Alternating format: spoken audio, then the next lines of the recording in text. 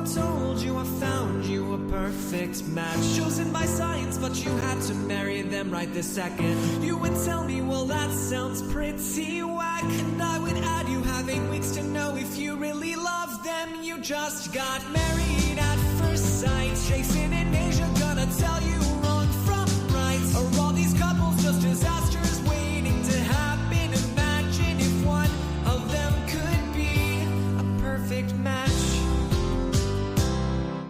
Welcome to A Perfect Match, where today we're talking Married at First Sight, Season 18, Episode 12. I'm one of your hosts, Jason Reed. With me, the majority of the time, is Aysha Welch, someone who I would never say I detest. Aysha, how are you? Jason, that is so great to hear. I'm doing okay for the most part. Great. But I did want to talk to you about a very weird text that I got from you. Oh, shit. Okay. What? A text? What do you mean? Yes, a text message. You know, I know sometimes you got to get with the lingo, but you said, loved talking MAFS with you this week. It was refreshing not to have to hear about dogs constantly. Was that, you didn't say anything else after that? Was that meant for me? You know what? You know what had happened? That was actually meant for my sister, Jennifer. That's who I meant to. You know, y'all's number. I was in the conversations, and yours was right under Jennifer's, and my screen's cracked. The last time we texted was last week when we podcasted. So you haven't texted anybody since then.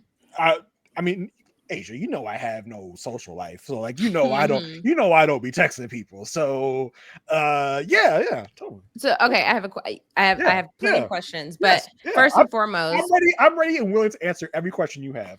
What would you be talking to your sister about MAFS? I mean, it wasn't about the show. It was like we have these like funny acronyms, we get cut up all the time. We got all these little sayings, all shorthands, and it was like, when we say MAFS, we say, love talking about mom acting funny sometimes, right? Like that's this little thing that we say between each other. And she be talking about hot dogs all the time. She likes to cook up hot dogs. So that's what the dog part was. So yeah, it definitely was not meant for you. Like I tried, I deleted it, which for some reason I thought would delete on your side. Because that's how phones work, right? Yeah, you delete on your end and deletes on my end. Yeah, I thought that's how text messages work. So I mean, that's not bad that you got that message. Like that definitely was not meant for you. So, right? Yeah. And okay. First of all, yeah, I may not be able to write your biography, but I do know you're lying because I know that you're an only child. So hey, Aysha, I mean, listen, I tried to discuss this with you. Like I tried to talk with you. Like I'm very confident. Like I want you to take my word for this. Like I do. But I think what's best really for right now is just to leave this conversation. Like just if we want to talk about this later down the line, we can maybe do that. But I don't think we're going to get anywhere talking about this anymore. So I just kind of want to drop it here. Okay, you're lying. No. I mean, if you want to think that, that's what you want to think. That's fine. I was talking to Jennifer, who, you don't know everything about me. Yeah, I may have a lot. Like, oh, hey, sis. Yeah, exactly. My sister. Yeah, that's it. That's definitely it. Definitely wasn't any other. It definitely wasn't that you were a guest on Altar Call last week talking about this podcast and you were happy not to talk about pepper and cinnamon. No. How could you even think something like that, Aysha? It's like you don't know me at all. Okay, I'm the weirdo. Like that. Well, you know who would be on my side here? Oh, brother. The Mari Forth. Mari, how are you? I was just here to read my letter of connection self. Yeah, Aysha. I guess not reading our letters. That's what I thought we were here for. Okay. Hi, everybody. Is this to 12-year-old self or 14-year-old Mari? Or 6-month-old self? All. It's to my 6-month-old self, my 6-year-old self, and my 16-year-old Oh self. God. Yes. Mm, Mm-hmm. Well, got Mari, I'm it. sorry. Yeah, I'm sorry that Asia sorry. chose. I'm sorry that Asia chose Eventually, you now. will be on a podcast with two people who just argue. So just don't take it personally and just sit there and listen. Okay. I listen. I'm sorry that Asia pulled you into this. Like, I don't know why. I don't know why she had to ambush me on camera. I don't know why we couldn't have talked about this some other At time. another time. But that's what happened. I'm sorry you had to be witness to it. Look, I just had to clear the air so we could get to talking about other foolishness or other foolish texts. And Lord, there was foolishness to be had on this Good Lord. in a lot of areas. So I cannot wait to break all this down. Yes. Really just kind of soak up the nonsense. That's not me and Asia really. You know, Right. we can put that to the side and talk about that another time, maybe. Yeah, Possibly. I guess I can move forward. Or we can just drop it all together. If you so before we unpack all of what we saw tonight, let's get into the nitty-gritty with make sure you subscribe to the Love at First Sight feed where you can get all of your podcasts for A Perfect Match, Love is Blind, The Ultimatum, all of these unconventional love shows. Make sure you subscribe to Love at First Sight feed. Make sure you leave us a 5-star rating and review because we will really, really, really appreciate it. So if you do, we will shout you out on the podcast, which we will do today with a few. We did do a call for more reviews a couple weeks ago. So we are working our way through. So if you leave one, just hang around for a few weeks. Hopefully you hang around for the whole season, but eventually we will get to you. So I want to shout out one from Nicole with a C, not Nicole with a K. Bring on the mess. Shout out to Aysha and Jason for always making me talk to myself or my iPhone screen when I'm supposed to be working from home. If it wasn't for you guys, I wouldn't have anyone to discuss this current MAFS season with. So glad that I uncovered this little gem on the internet. I love the recaps and the fun balance between your opinions each episode. Jason, I too love the mess. So just know that I see you. I appreciate the colorful and thoughtful commentary you both provide. And I think the season is one of my favorites with you two so far. Please read some of Langston's news. I mean, Ike's poetry on the pod. The man is overdue for a scathing read. Love you guys and keep it up. I love that. First of all, links in this news. Great. Love it. I also listen, Nicole, not Nicole, you see me here. We are both for the mess. We are both for the mess streets here. So you are my sister, just like Jennifer is. So really, really appreciate that. The one that I'm going to do is from Shop with Nick. That is the author. The title is Best Podcast for Dating / Love Relationship Shows. That's what I'm gonna guess because the title got cut off. It says, I absolutely love this show. I find myself often laughing out loud. You guys have a great, colorful way of discussing all the shows you cover. I would love to hear you cover the same shows in other countries that appear on the same networks. Looking forward to hearing later daters once we get these quick 20. And these 20 came pretty quick. And we do have later daters on the books. We have a recording date. So it will be coming to you soon. So that is scheduled. That is ready to go. This is not a unfulfilled campaign promise. We will be doing later daters. So be on the lookout for that pretty soon. Hey, too soon. Uh-oh. I have one here from user Mama Perla. Subject is my therapy. Well, you and a lot of us, I'm sure. I love this show so much. I think Jason is hilarious, and I love that he has no filter.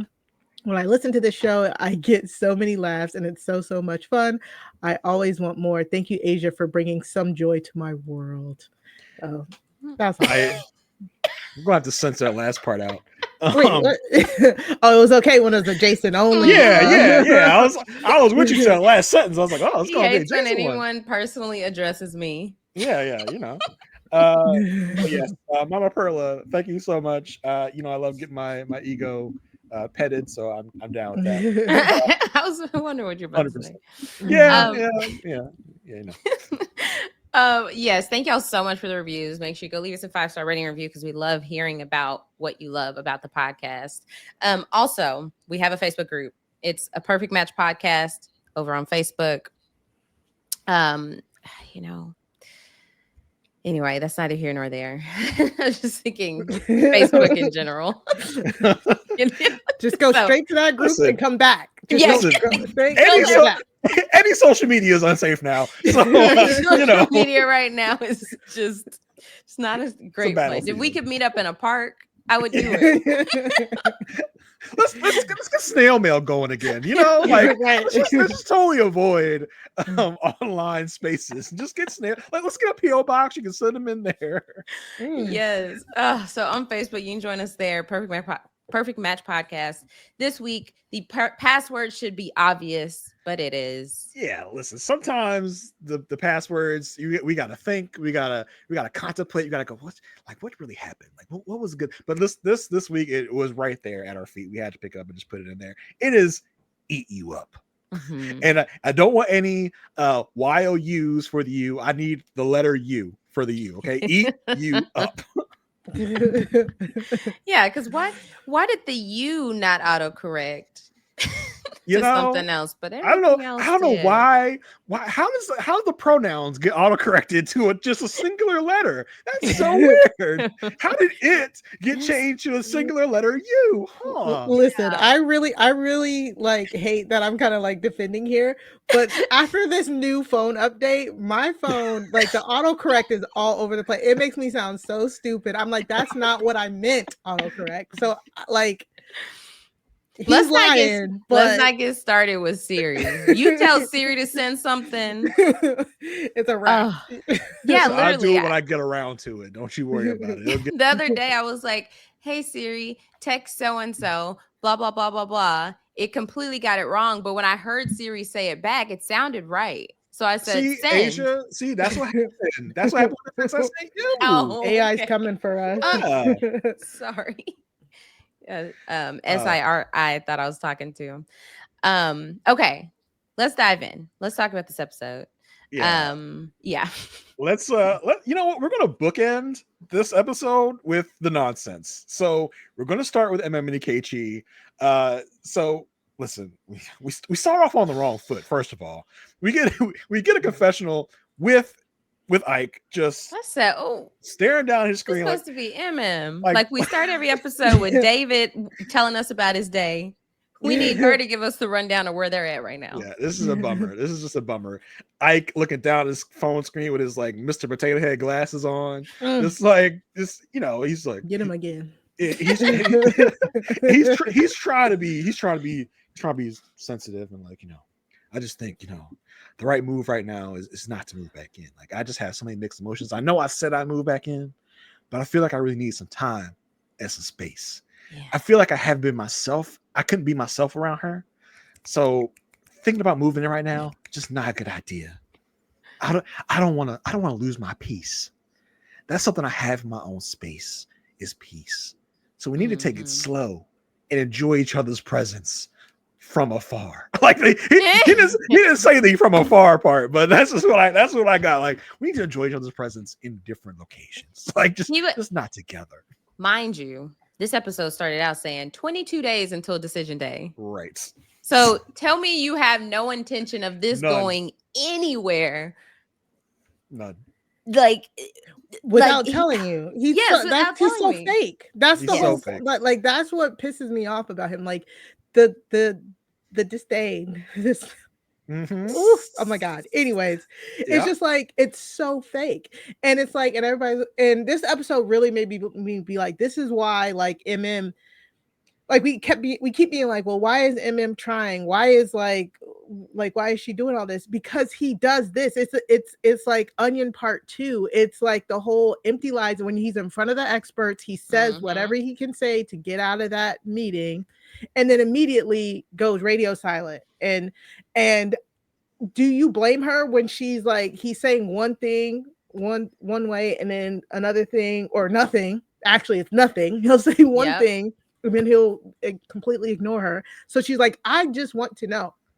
As somebody who's direct as she is, like these are games. This is just bullshit games, and he knows it. He's doing it on purpose. He knows that stuff like this makes her mad, and he's just doing it on purpose. It's I mean, it's annoying.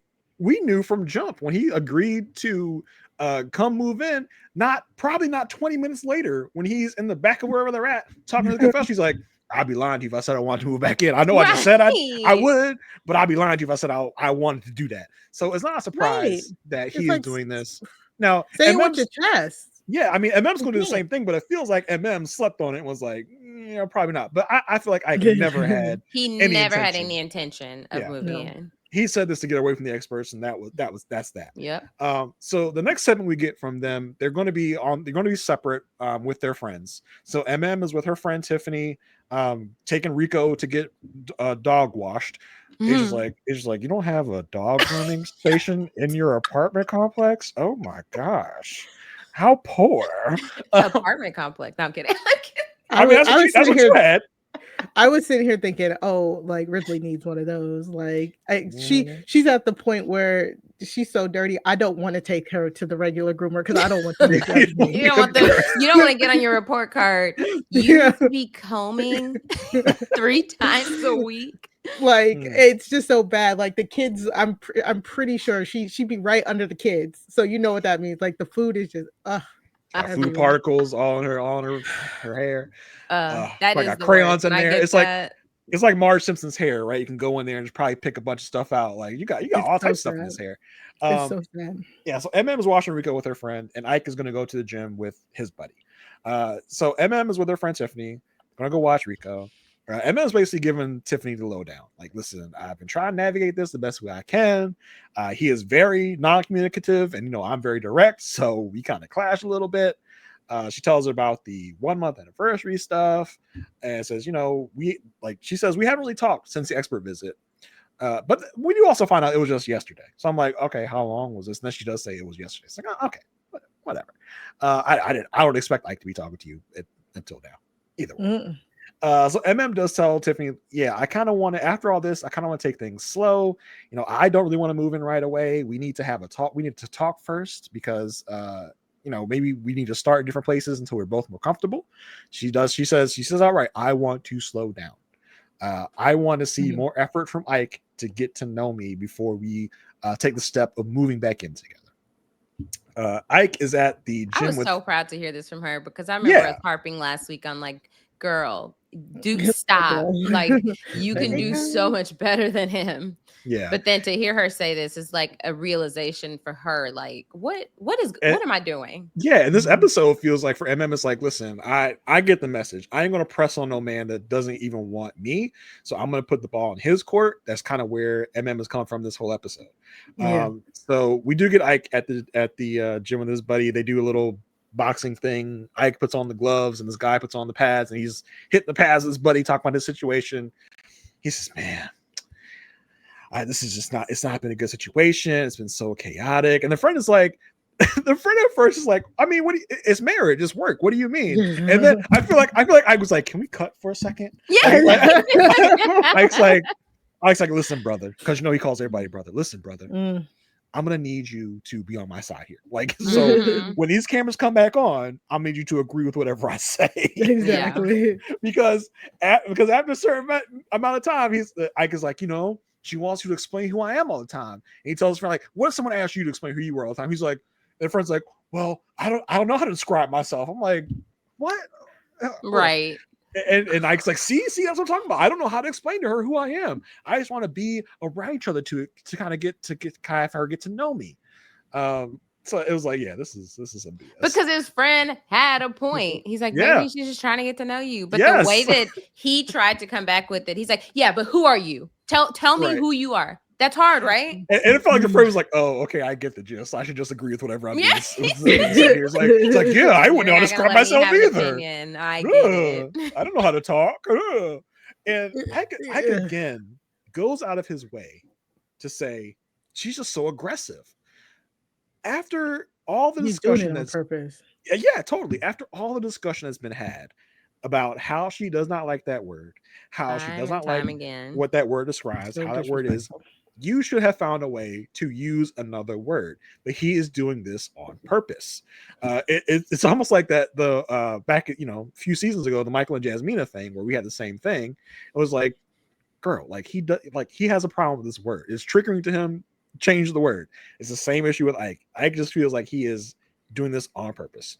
It's Absolutely. but it's not even showing that he like hasn't listened or that he doesn't understand that it's hurtful to her. Yes, he's doing it on purpose because he knows it's hurtful to her. And it's also just showing how disrespectful he's being. He has zero respect for her because of this imaginary. Let's talk about after party last week. Oh, please. So he goes, yes, Keisha, Rudy was like, look, what has she done to you? Okay. And he goes, well, it's just what I've seen what she's done to other people. Like we were in the car and he was just like, oh, he called the girl crossing the B word and was like, can you move? Can you keep going? And I was just like, and she was like, oh, Rudy was like, oh, so not to you. He's like, no, but I see myself in those other people she's talking about. Boy, he was because he was like, yeah, listen, we were at a football game and she was treating certain people a certain way. And then when we saw us lady on the street, she said, move, bitch, get out the way. I said, so she was quoting a Ludacris song? Like, that's your problem? Like, he said it as if she poked her head out the car and yelled at this person, move, bitch, get out the way. Well, I'm sure she was joking with Ike, like, yeah, right, like, move, bitch, get out the way. Like, I'm driving here. Like, probably joking with him. He's like, nah, I see that's how she's treating these poor, downtrodden pedestrians. She'd do the same thing to me if I was on the street.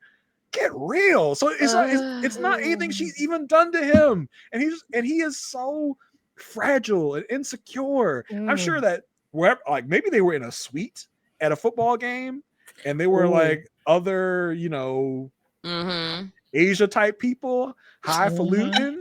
And he was probably panicking. He was anxious because he was so insecure in the moment. Yep. And then because of his insecurities, he's automatically thinking all those people he's around is looking down on him. Yep. Because he's looking down on himself. Yes. And so that was just outrageous. And props to Rudy for trying her best to hold his feet to the fire on that after party. And he did his thing where at a certain point he was like, yep, you know what? You're right. Totally. And just shut it down. That's his thing. So it was a good after party for that reason, because she was trying to hold him accountable. But he again was just like, yeah, like he had basically admitted he did not communicate any of this to MM. Like he just left her totally in the dark. No. She's like, did you tell her? No. Why not? Because he's an idiot. Yeah. So yeah, and so he's telling his friend, like, listen, he talks about the anniversary dinner. He's like, he says, I was getting poked and prodded, and she blew up at the dinner, and he was like, you know what? I'm good. I'm out. Like how you make yourself sound so cool? He's just completely disregarding anything that he said. Oh, I called her this. Oh, I brought this energy. She wasn't even on that level until I just like continued to poke until she got there. And this was her first time blowing up on me. He said he was getting poked and prodded at the dinner. Like, were you there? Like, were you right? We all saw. That's not what happened. Yeah. And he says he wants to start from a clean slate. He says he's still very uncomfortable with her. He wants to get to know her again. He says he's leery about moving in. He's not sure moving in right away is the answer. Wasn't he leery last episode? He's always leery. He's just a leery individual. Just a leery man. So the next scene we get is them meeting back up at the apartment.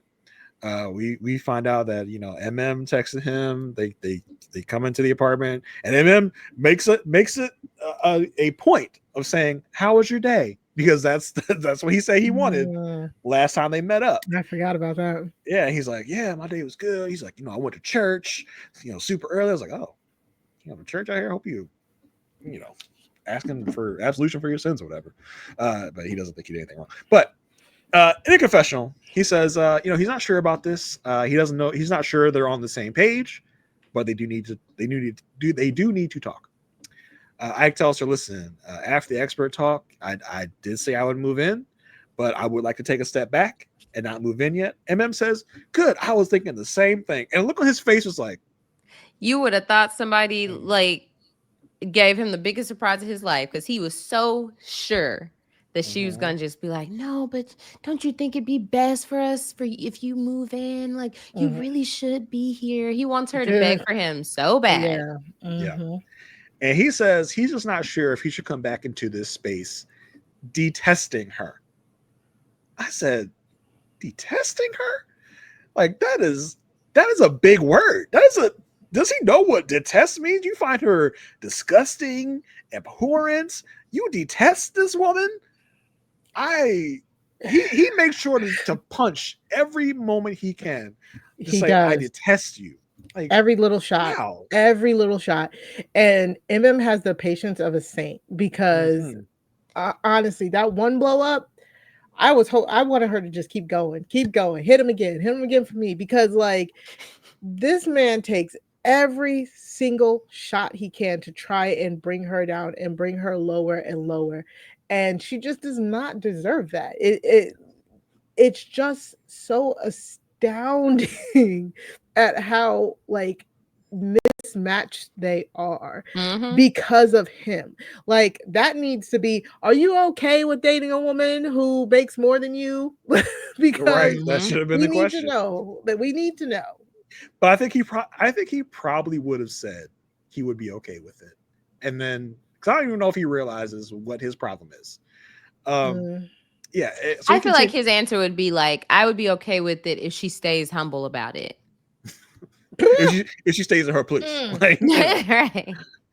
He tells her, listen, it's hard to be in spaces with you. I don't feel comfortable when I'm in the same space as you. He says he feels anxiety and he doesn't want her to experience that version of him. I was like, okay. MM says, well, listen, the ball is in your court. She says, I'm going to fall back a little bit and it's going to be on you to communicate. And he's like, definitely. Yes. He's like, he says, I will give effort and reach out. And he says, but I feel like I've been doing that. And says, correct me if I'm wrong. Those words come out his mouth. Correct me if I am wrong. But you better not think I'm wrong, was in parentheses. He says, I know like in his mind, he's like, I know I said that, but I don't want you to actually correct me. And MM corrects me. She's like, you're wrong. Because sorry, I don't mean to interrupt you, but I thought she was gonna. I think she was gonna let it go, because even I was like, "You think so?" And then when he said, "Correct me if I'm wrong," I was like, "Oh, girl, I knew exactly what was going to happen." You shouldn't have said. You asked for it. She said, "You're wrong," because I was texting you for a week and you had no response. He says, "We're not talking about that week." She says, she says, I'm sorry. So what, in the last 2 days? I'm so confused. And she is confused. She's like, I feel like we kind of have to. He says, no, we don't. Like, just very like no, a child. No, we don't. We don't have to. MM says, well, MM, keeping her calm, keeping her composure, keeping it cute. Because the way he's coming at her, again, would not have held it against her at all if she got, as Pia said, spicy with him. But she said very calmly, she says, it feels very dismissive when you don't take my feelings into account. And we have to talk about this. You're not talking to me for a week. And if it hurts my feelings when you're being dismissive about how I'm feeling about this. She's literally doing everything that Pia and the experts do. Treat him with kid gloves. With her feelings, yes. Yeah. But see, the problem is Ike does not want to be held accountable. Nope. Exactly. That's where the problem is here, and that's where we run into a brick wall, because if you push up against him at all, hold him accountable for anything, he gets in his defensive mode. He tells her, "Listen, your feelings are real, and I apologize if that is how you felt." She says, "No." The most immature way to apologize, because it's like, I'm sorry if I hurt your feelings. I'm sorry if you felt like I did this. I'm sorry if blah, blah, blah. After the person has literally just told you how non-apology apology. Yes. Yeah. And M says, no, Ike, that is how you made me feel. It's not if. That is how you made me feel. And remember when we were in the Pia talk earlier in the season, and they were talking about how she made him feel about the unwanted advances. She corrected herself. because she said if. She's like, no, I did make you feel that Yep. way. Yep. So let me correct myself. Yep. So same thing. She corrects. She's like, no, this is how I felt. You need to recognize that, and and know that that's how you make me feel. He says, well, you want me to respond to things when you want me to respond to them. And sorry, but that's just not me. He says, if I ask for time and space, it's on my time, not yours. He really be thinking he's doing something. Yeah. He thought he ate with that. He did. It's like, sir, no, that is not what a relationship is. You are not in this by yourself. It is not just on your time and your space. It is a joint effort here. It's on both of our time, both of our space. We got to communicate and talk about these things. He does not get it at all. He thinks he's in this singularly. It's just about him and nothing about her. She should take whatever scraps he's going to give her and be okay with it. Yep. So because he has, we've heard him. We understand that he has this view of he is just fit into her life and he's supposed to just adapt. So now he's completely twisted it to where, no, I'm an individual. I'm my own person. So she needs to fit into mine. I need to be.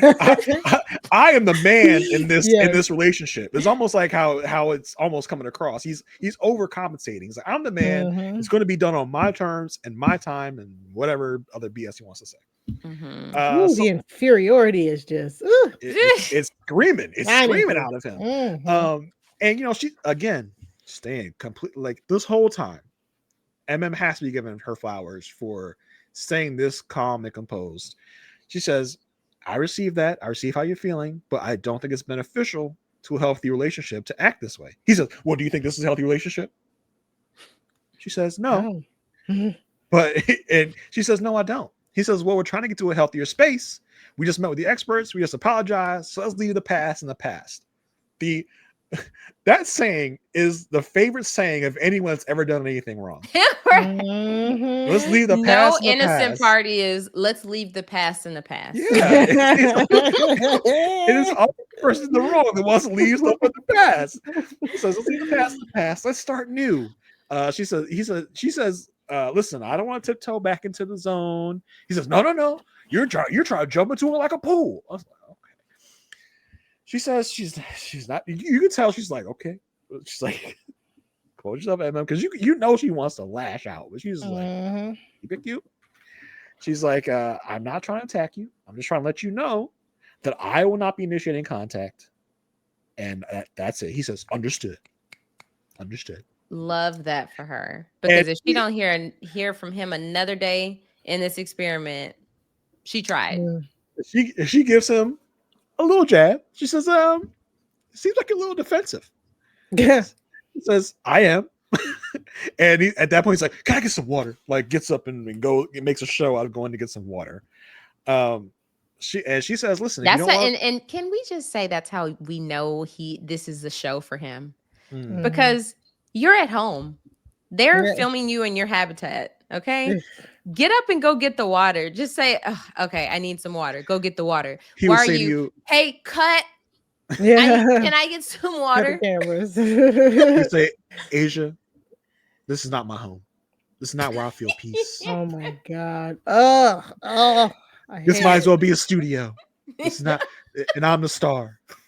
I just want to say, and I know it was irking his soul because was sitting there in her quiet luxury. Did you see that Gucci belt she was wearing? I know for a fact that was a Gucci belt, and it is quiet. That's what I'm saying. It's real quiet. I was like, oh no, she's not. Okay. And I don't know if it was the whole outfit was Gucci or at least just the belt that was around her midsection. I was like, go ahead, Mari 4000, we see you. No. I don't know a thing about fashion, but I was like, oh, but she got that on. She tells him, listen, if you don't want to talk about it, just say so. He says, I did say that, and you didn't take it as an answer. I was like, hey, man, I don't know if you need to say that, because he did say, hey, what's up, buddy? You kept going with it. But okay. He says he will reach out as if she just went to a job she wants to apply for, handed in a resume, and they were like, we'll reach out. While basically like throwing it in the trash. Like, well, I'll reach out. That's not what you say to someone. That's not what you say to your wife. That's not what you say to anyone you have a real relationship with. I want you to pull that on your wife this week. Yeah, Oh. I'll reach out. I'll reach I'll out. reach out about dinner tonight. Okay, I'll reach out. Oh no. I'll reach Don't out. set yourself up. Yeah, Right. Don't I'll set reach yourself up like that. She texted something like, you know what? I'll reach out to you about that later. That's not gonna fly. Right. He says he will reach out, but just understand that your assertion doesn't feel welcoming. It just feels like do this, do that, and I don't flow well in that space. He says, any more clarity you need from me? Ooh. And she sits there, she's like, nope. Mm-mm.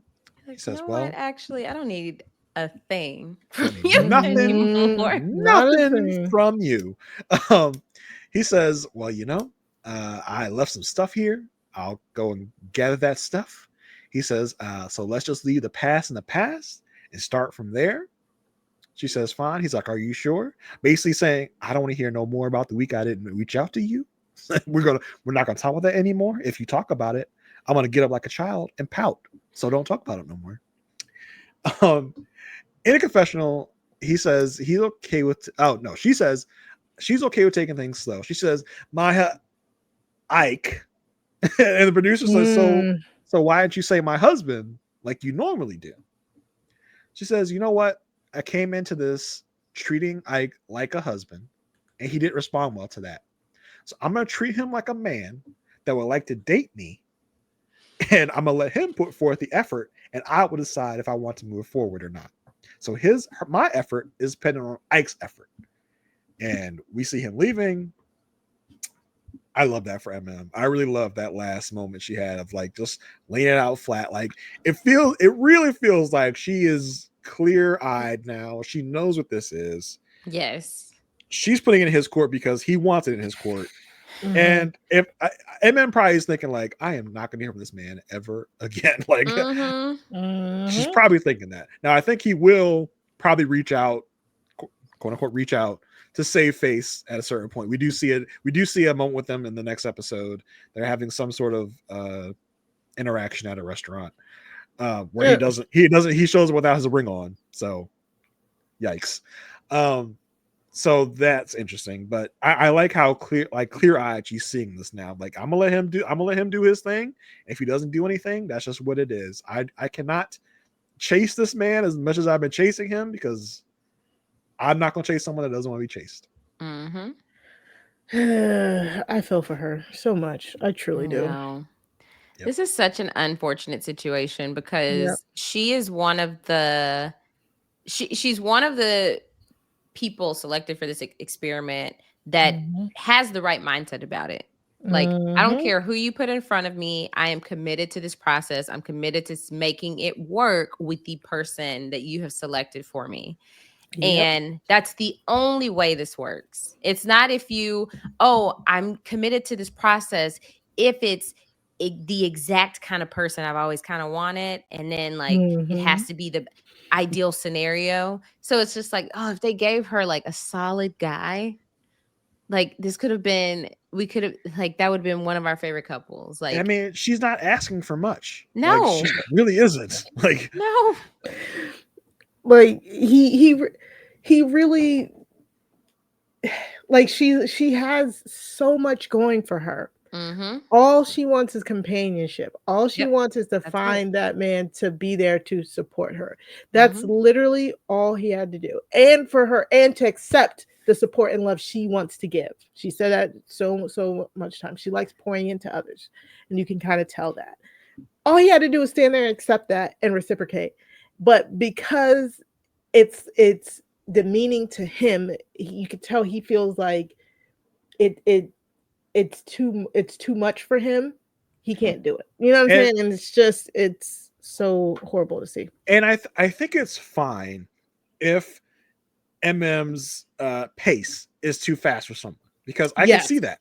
I can see. Yeah, I agree. I can see MM on the second day of honeymoon be like, "Come in the shower with me." I can see somebody being like, "Whoa, like I am not there yet." We've had that several times throughout the MAFS process, man and woman, being like, I'm not at that level yet. I'm not there with you. Now, most time we don't have someone putting their other person's hand in their crotch, which does give a signal. But there are ways to communicate. I'm not there yet. I'm not at that pace. Let's slow down a little bit. Let's get to know each other a little bit first. But seemingly what he's done is really rebuff her in the worst ways possible, either by being rude to her off the jump or just not communicating with her at all and then blowing up later. So there are ways to come at this where if you think MM's pace is too fast for you, because yes, that can be a fast pace for someone, to be like, let's pump the brakes. And I think she would have been receptive to that from the jump. But again, we have this whole like hand in the cross situation, which kind of gave her that signal. But there is a way respectfully to pump the brakes.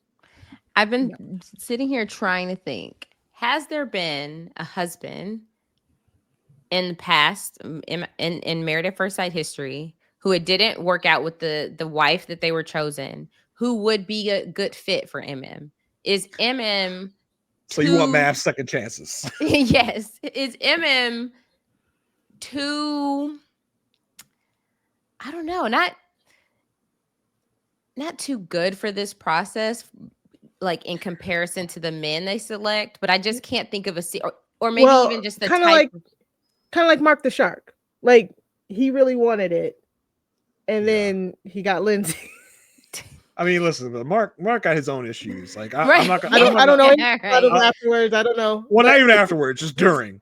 I'm not gonna put Mark with MM. I'm not gonna do that to MM. I'm just thinking of a black man that would have been able to match MM. Do you think Keith and Iris would have worked?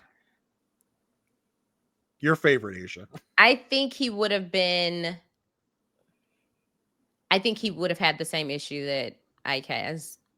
Okay, interesting.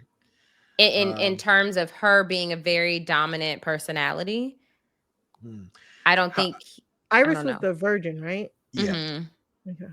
How about a Miles and Karen? Oh, that could work. I think someone who is also established. He's a principal of a school. I think he's high up in there. So he's in touch with his emotions. He's not afraid to be vulnerable. I feel like he would have been, because I feel like Karen was that type of woman. Like she was like successful in her own right.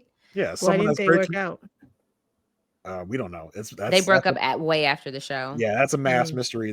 Right after the season, it was like there was almost no time at all. Because like they're divorced, but no one's saying why. Like no one. They're not even coming to social media. We don't know what's going on. And then it just recently actually got officially announced that they are divorced. But yeah, I mean, Miles was he's communicative. He's, like you said, in touch with his emotions. I think he would be a good fit for MM. I'm sure. So I think the downfall for this couple is his image. I thought we were just talking about same energy. My bad. Okay, my bad. We're matchmaking here, Mari. We're matchmaking. And you'll probably do better than those experts. Probably. Because I think the problem with this couple is his immaturity. Point blank. For period. So I very much assume we're all ones. For sure. Easily. Easily. No doubt about that. All right. And that's on a scale of 1 to 5. We think 1, they definitely won't be together by the reunion. 5, think they will be together by the reunion. There is 0 chance. At this point, I don't even know if they'll be together by the next episode. All right. So Karen knew who Miles was before they got married. Yes, a production I assistant. did not watch. Or you have to rectify that. You have to rectify that. Mary. I know. It's the someone in production sent one of her brides his name. Something like that. She saw his Instagram profile because she found out the name. Yeah, she found out the name through like a bridesmaid or something. Like they sent the text to the wrong side and she found out his name. And so she looked him up on Instagram. She was like, that's not my typical type. And she was in her head she almost backed out the night before the wedding. What? Yeah. This was season 11, everybody. 11. This was the COVID season, right? Yes, you gotta correct that immediately. It's on Hulu. I actually recommended this to one of our listeners this week. Wait. What is there's a picture of this. I don't want to say there's a white couple here. They look familiar though. Amelia and Bennett or no? Christina and Henry. Oh yeah, Christina and Henry. And then there was one more. No, these aren't no, I'm not. I can't. Okay. All right, keep going. Okay. Tangent over. Yeah. So Yeah. next couple we're gonna talk about is our one shining light, Camille and Thomas. So this week was a good week for them. I mean, as is every week so far. Yeah. Well, a couple bumps in the roads, but overall, they are going to meet her family. And so they're going to see her dad, her uncle, and her grandma. And as they're driving over, she does say that like she is close to her grandma. And she had help from her great grandma. So she has had a relationship with her great grandma. And so Thomas is very excited to get to know her family because he's like, he wants not only to get to know them better, but he also wants to get some dirt on her. They arrive and there go Camille again in her two-piece monochromatic. she love a good two-piece. Get off this late neck, y'all. No, I have those fits. I just have to, just because the internet was in an uproar. I have to laugh about it because I'm the same. I have a green on green. I have an orange on orange. I'm the same way. We shop at the same Amazon shops. Okay. So so we have her grandma Edna there, her dad Tracy, and Keon, who is her uncle. And so we get a confessional from Thomas that he is really excited. Like he's learned from her. He's excited to meet them because he's learned from her that she has built up walls. And so he's really hoping that like now being around them, it'll make her more comfortable and it'll put her more into that soft role, which I thought was an interesting way to phrase it. But I kind of have started treating Thomas as kind of like an unassuming, doesn't realize, like when he says stuff like this, like when we think back to, oh, I thought you were into light skin guys because you're light skin. Just like, I don't know. It feels like he's his own world sometimes when he's trying to figure out what he needs to say. So they sit down in the living room. He tells them she's a wonderful person. His dad was like, yeah, she's the oldest of three. She's really independent. She's always been a go-getter. I think she's a great big sister. Her grandma shares how she was spoiled as a baby. Like she wouldn't say what she wanted. She would just point to it. And Thomas joked like, well, like she doesn't point anymore. She's very clear in her words, like what she wants. Then they talk about her past with basketball. Her grandma has been clipping newspaper clippings of all her success in basketball. And so they're looking through all of those. We find out her dream date is Reggie Bush. Her dad talks about how she was as a basketball player, just being like a very polite player. He wanted to be more aggressive and he was supportive. Grandma was supportive. She was one of the top players in her state senior year. So she had some great success with basketball in her younger years. And then they talk about how they went to play. And then we hear from Thomas. He's like learning about her childhood. It has just let me know more about her as a person. And the grandma's like, you see what you inherited? He's like, yep, I'm a lucky man. They're just very wholesome. This was such a great segment. We don't get enough of these segments in Married at First Sight, maybe because we don't have enough successes to really get this deep down the road into like meeting family. I mean, that's not true because we met other family in train wrecks this episode as well. But we just don't get this enough in the show where we get to see extended family. We get to learn a little bit more about them. So I really like this segment, and Camille just seems to come from a really supportive, great family. I was a little bit like in my feels because Camille's grandmother kind of looks like my dearly departed grandmother. I was like, oh my god, like, she kind of looks like my grandma.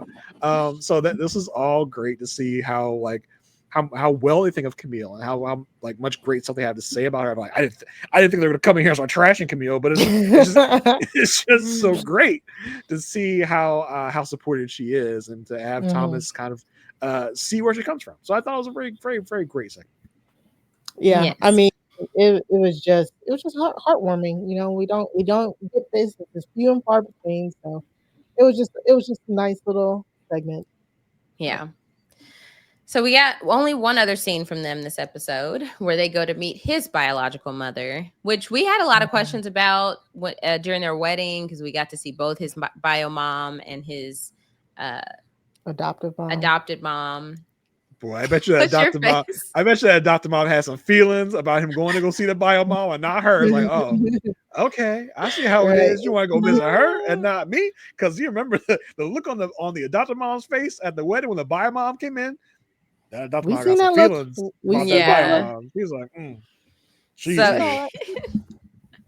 So Thomas is trying to prep her. He's like, yeah, she's a little bit like more, she's like more more of a partier. She's kind of wild. She might ask you to take a shot of tequila. And Camille's like, I'm down for it. Let's go. And so they get there. Her name is Finney. And we find out from Thomas, like he's known his bio mom for 7 years, and he wants Camille to like know all sides of his adoption story. And so Finney is cooking for them, and then Camille's like, "All right, ready to pour the shots?" They pour the shots, and then Finney was like, "You got to take it like a big girl." They took the shots. Camille asked his biological mom, like, "What was it like meeting him for the first time?" She was like, "It was such an amazing feeling." She said when she had him and his brother, his twin brother, she had already had their older sister, and so she was like, she was 16. I can't have 3 children at that point. And so she just felt like she was too young for kids. She knew somebody who had an adoption place, so she proceeded with that. But she said that it was the worst thing to let them go, and she felt like it was a mistake at the time. And she does tell him like, "I love you, son." And then Thomas was like, "Okay, so what do you think she should know about me?" And Thomas asked his biological mom what Camille should know about him, and she said, "Oh, he's kind and loving." She says like how he filled the puzzle for her. Like she feels like her puzzle is complete now, and now meeting her daughter-in-law, she feels it's all great. And Camille, hearing all of this, was just being so supportive and just so reassuring to her. It was just felt like a daughter-in-law meeting their potential, new mom. It was just very sweet. And Phoenix telling her story, and Camila's there, like, just patting her up, like being there for her. I was like, see, this is what we want. This is what we need right here. Did y'all find it weird how Finney was talking about everything, but she was really kind of addressing it to Tom? I was like, does she not like the other twin? Because she's like, it felt very personal to him. Yeah, I didn't notice that. It's like he really completed my puzzle, not they. Yeah. Really completed my puzzle. Like, we do know there's another like child here, right? You do know Tom's a twin. Like if you hadn't told me Tom was a twin after this conversation, I would think he was just this one child he's talking about, not 2. I don't know what the deal was there. It's just like, do you not like Tim? Is that you? Tim? Like, Is it Tim? Did you make that up? Is Tom not? Is Tom your favorite? You don't like Tim? Is that what I'm hearing? I mean, like, what if Tim is team adoptive parents? What if Tim doesn't? Could be. I want to hear a little bit more about that. I thought it was interesting, just in the conversation last episode about drinking and driving. They did make a concerted effort to be like, at one point they were dipping more shots. Tom was like, "Hey, no more for me." Like I was wondering, it's like, because I'm driving, because drinking and driving is wrong. It's like, that was interesting, because it wasn't that crossed my mind just because the drinking and driving was so prevalent last episode. Yeah, I thought it was interesting, but yeah, just the way she was talking, she's like, "Yeah, Tom is so great. Tom is this. Tom is that." I was like, "There's another one." Like, you know that? Haven't heard anything about him.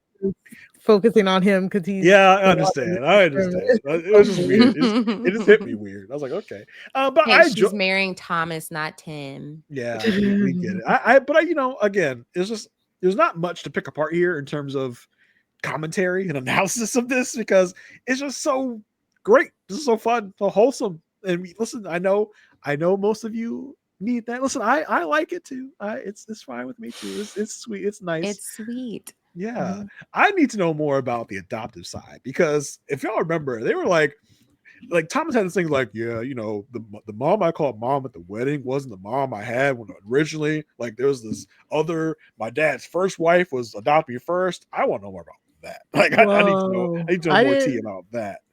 Well, I think in the after party he explained this. He was like, he's like, the mom that you saw at the wedding was my dad's second wife. My dad's first wife is the woman that originally adopted me with him. I want to know more about that. Like, Tom, come on the podcast. You can break down your family tree for me. This man got 3 moms. Got 3 moms. He's so greedy. Say some else for the rest of us. Dang. Okay. So that was the second. That was Phoenix's first at mom. the wedding. Yeah, Phoenix's first mom. There was some other second mom we never met. And then Feeney's the bio mom. There's a second mom we never met, and now the third mom is the one we met, the adopted mom at the wedding. So there's a second one in there somewhere. Let's meet her.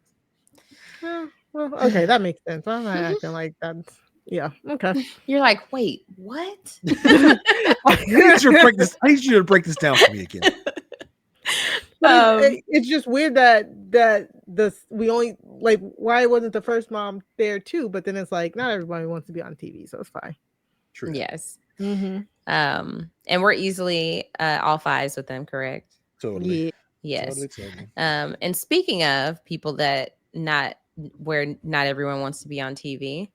Yeah, let's tackle Juan and Carla, who Juan after 2 episodes of really seemingly no movement on the relationship front, no signs of the fact that they're in a relationship. Yeah, I mean, you would think that he is her business coach, like if you were to watch the last 2 episodes, but we did get some like tiny bit of movement here with the relationship of it all. They actually talked about it, this time.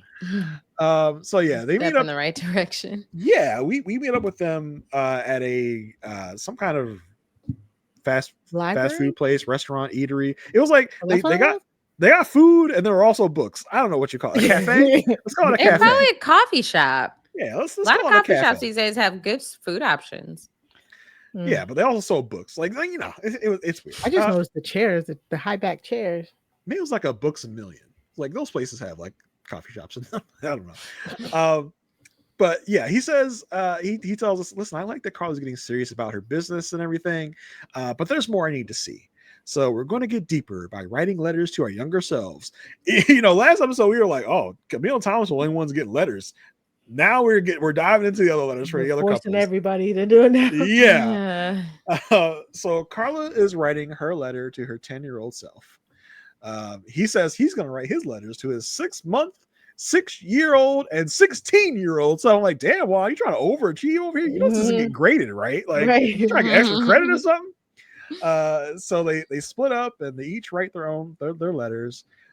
We come back. Carla reads her letter. She talks about how great of a person, daughter, and sister that she was when she was 10 years old. She talks about the armor that she has around her and then how it stopped her from expressing her feelings. She tells 10-year-old Carla that it's okay to be open and vulnerable. Thankfully, these letters were not very long. Like at least Carla's wasn't. So that was like the gist of her letter. Juan's like, yeah, I've really kind of experienced those walls with you. Carla says, I didn't know how to express those feelings before. Juan asks her, how would life be different if you were able to move those walls earlier? She says, it would have helped her be more open because in school, she was someone that would kind of check out. She would kind of fade to the background because she felt if she went unnoticed, no one would be able to criticize her. But she has learned to take those walls down. It's helped her be herself. And now she does things that fills her with joy, like when she was a kid. She skips around, she hugs trees, all things that made her feel good as a kid. It helps her connect to her inner child. Juan says, it's good to connect with the inner child. He's done that as well. He's been able to do it more in the last 3 years though, because he's really worked on it. Juan starts his letter. He first talks to his 6-month-old self and says, your parents are sending you to live with a family member because a housemate tried to steal you from your parents. So they couldn't find anyone to trust to watch you. So they had to give you to another family member, but they will be back in 6 months. I would have had to say, please pause and go more in depth on that. Explain more, please. Like, explain more. What? He says, give your parents grace. I was like, wait a minute. Whoa. You were almost kidnapped at 6 months old. Like that is a story in and of itself. Juan continues. He talks to 6-year-old Juan. He says, your parents are leaving again, but this time to achieve the American dream. This is when he starts to get very emotional, starts to cry. He gets up, he leaves. He goes over to the bookcases and starts bawling and crying. Now, this solves a mystery, y'all, because we saw this in the still to come all season. We were like, what's going on? Is an expert? Because, they really got us because they were trying to make it seem like, because they paired this clip up with a clip of, it's either Cal or Pia talking about some infidelity. Yeah, talking about some infidelity, a line about sex. And they paired that with this clip of Juan leaving and crying. So it got us thinking, but Of course, it is something totally different and unrelated. It's about Juan crying about his childhood. And the editing is so deceptive because in the moment, in the previews, when he gets up and starts crying, and we see Carla sitting in the chair, it looks like she's like rolling her eyes, like, oh my God, this guy. Yeah. But now that I watch it in this context, it's like, no, she's got her pouty mouth, like, oh, poor Juan. It's like, Exactly. Yeah. how did they get me like that? How did they do that to me? Yeah, it's like, what moment did she roll her eyes in this coffee Yeah. shop? And I'm like, Right, she yeah. didn't even roll her eyes. Why was I accepting that into myself? No, I thought They so too, edited yeah. it and they said, take her Yeah. eyes. So, those editors, man, they'll really get you. They're good. Yeah, but he's eventually able to come back. He says he talks about the reasoning why they decided to leave. He says, there's violence, there's the cartels, so they left to make a better life for for you and your sister. He says in 6 months they will come back to get you, but it's going to be very hard growing up in the U.S. You're going to face poverty, you're going to have to learn a new language, and you're going to lose your house in the housing crisis. He tells his younger self to breathe and control his anger. He then talks to 16-year-old Juan. Says, Juan, your dad's going to be diagnosed with prostate cancer this year. He will beat it. Everything will be fine. Just remember to breathe, reflect, and to love. Now, Carla does get up and hugs him to kind of give him some comfort, but it was really just a very momentary hug. It's just like sorry. It's just like, 'cause I just don't think she's comfortable with it because they don't have a lot of practice doing this. And she's like, Right. this is weird for me to do, but I feel like you need comfort in this moment. So, like, And I feel like she here. wants to, though. Of Yeah, the she two of definitely them, does. she Yes. wants to, and she would have wanted more from that, but then she would have been like, she knows he's not comfortable because he said it. Yes. So, she Yeah. gives him a little comforting hug. Juan says, he's had a lot of pent up stuff. He says he wouldn't ask for anything to be different. Just his younger self's attitude and how he handled things. He talks about how he has changed. He's been able to remain more calm over time, to overcome triggers. And these are some of the best lessons he's ever learned. She says she's really proud of his growth, how he's evolved as a person. She says, even through this process, I've seen how you've grown. And, I see that you are someone that's mentally strong. She says, how did you pick yourself up after finding out about your dad's cancer? And he talks about how his dad handled the diagnosis with strength, with happiness, with love. And he says, his dad's strength became his strength. The happiness overcame the sadness that really informs who he is now. And he makes sure to choose happiness and fun over anger. In confessional, Carla says she's happy that he trusted her enough to drop his walls for her. It's really made them closer and more able to be authentic with each other. This was a very touching, very, very touching segment here. Like to realize that Juan has gone through all of this stuff is really just like eye opening. And now we see why he had to write so many letters because he's gone through so much. Lots going on. Yeah. But and then it kind of, I mean, I think these letters do help. It helps people tap into like emotions that then when you see how your partner reacts to it, it can then open your emotions to your partner. So I do wish like stuff like this may have come a little earlier, but then again, it's kind of like if it's not there, it's not there. You know what I'm saying? No amount of re-traumatizing yourself will do it, if you're just not into the person you're with. And unfortunately, I think that just happens to be where they are right now. Yeah. I mean, at the end of the day, they can say all the things they want about how this helped them get to know each other better and Right. this and that. But like Mari said, if it ain't there, it ain't there. If that fire, if that spark isn't there, learning more about, like, this is a good exercise for someone like Camille and Thomas, right? Because they are already That's it. at a certain depth. And this really helps fill in that background context to help get to know your partner even better. But at this point, all of our other couples, they don't want to know each other better. They don't, it doesn't really inform anything about them because they haven't gotten past that surface level. So it doesn't really help that much. It does give some information, but it doesn't help understand better because you're not there yet. Right. Yeah, this is definitely not helpful in them creating this romantic spark, like you said. But I don't know what's the alternative. Like, are they supposed to just continue to like get to know each other on these dates and then get to the point where they can share a letter to their younger self? Because it just doesn't seem Like, we know that there's no romantic spark. They've said so, but Mhm. how is it even possible to get there at this point if you're not trying to dive deeper?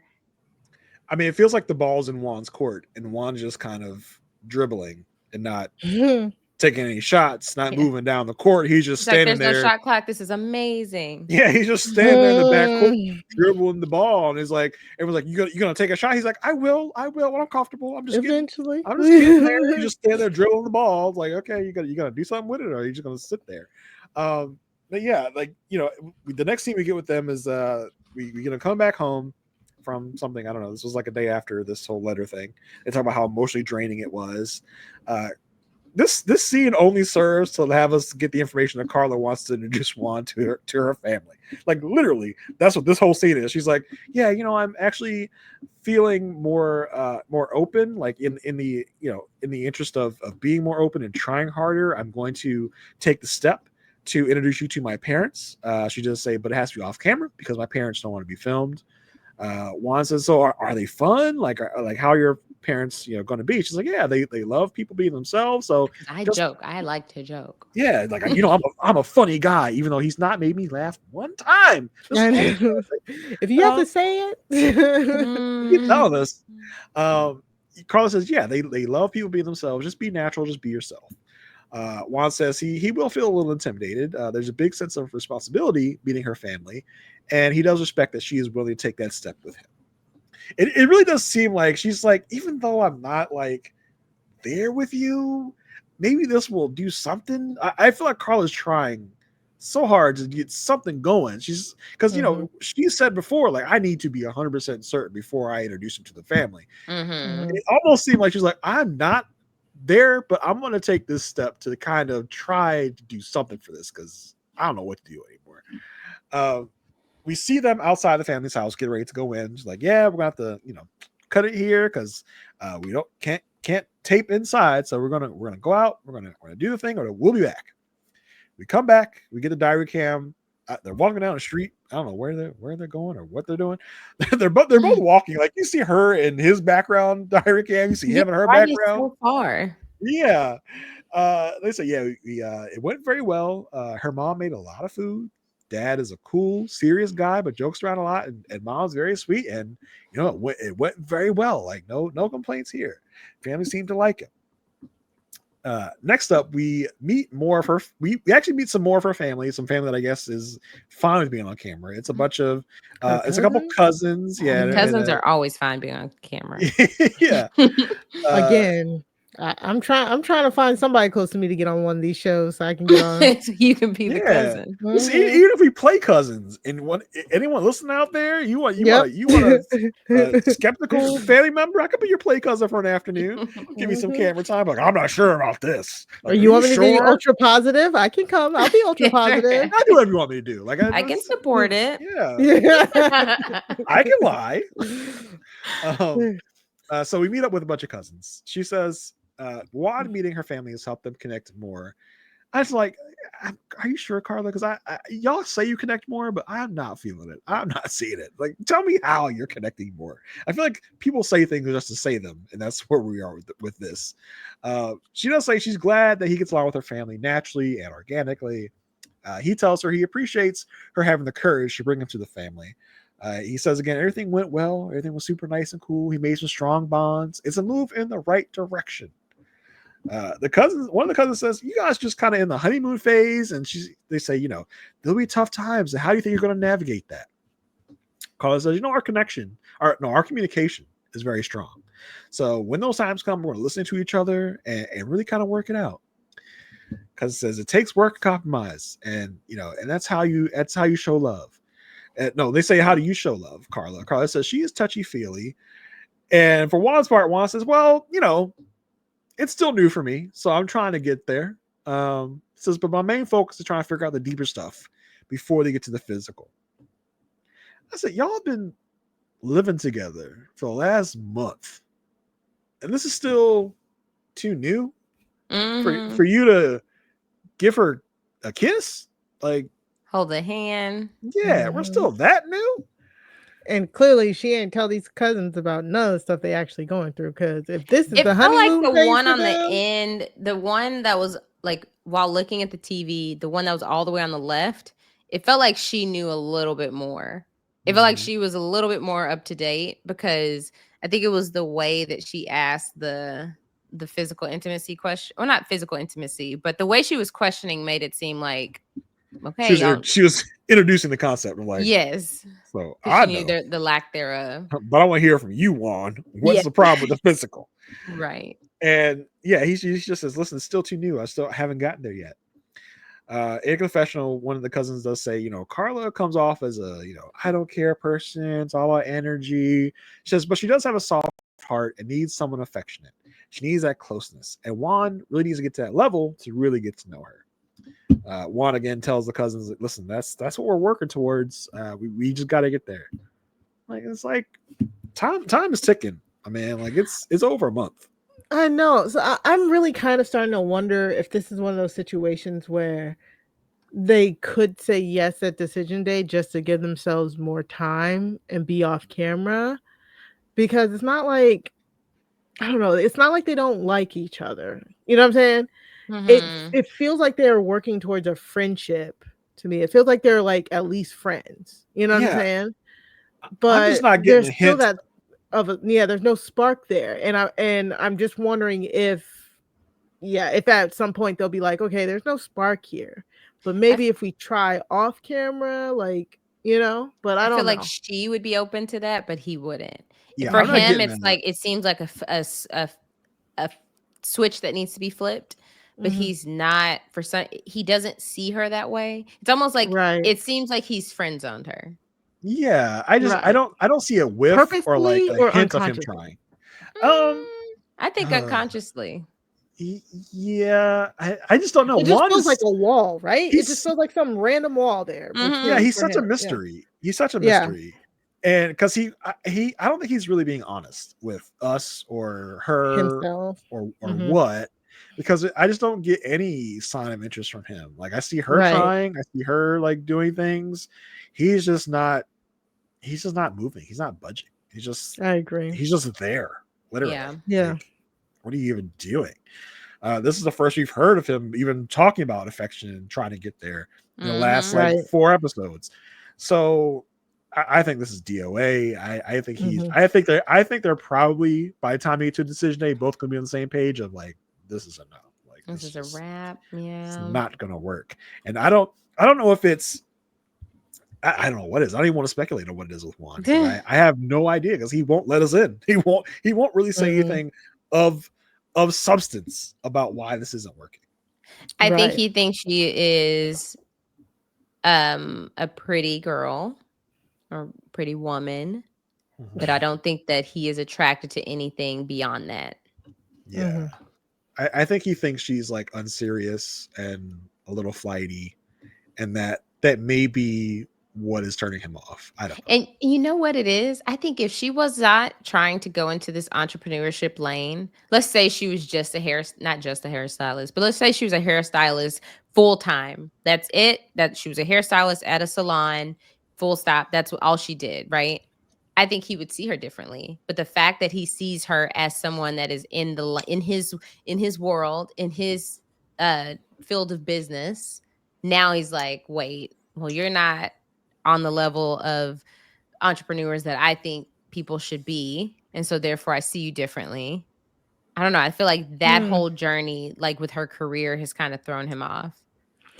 I don't know. I just think there's just no spark on him from his side. Like I don't, and I don't think it's a conscious thing. I don't know. It's weird. I also because I remember in the like beginning of the season, it was mentioned that neither one of them had ever dated anyone of Latin Oh, heritage. right. I also wonder if he's just like Forgot about that. I'm used to a certain aesthetic, I used to a certain type, and apparently your type doesn't do it for me. I don't know why. It doesn't, Hmm.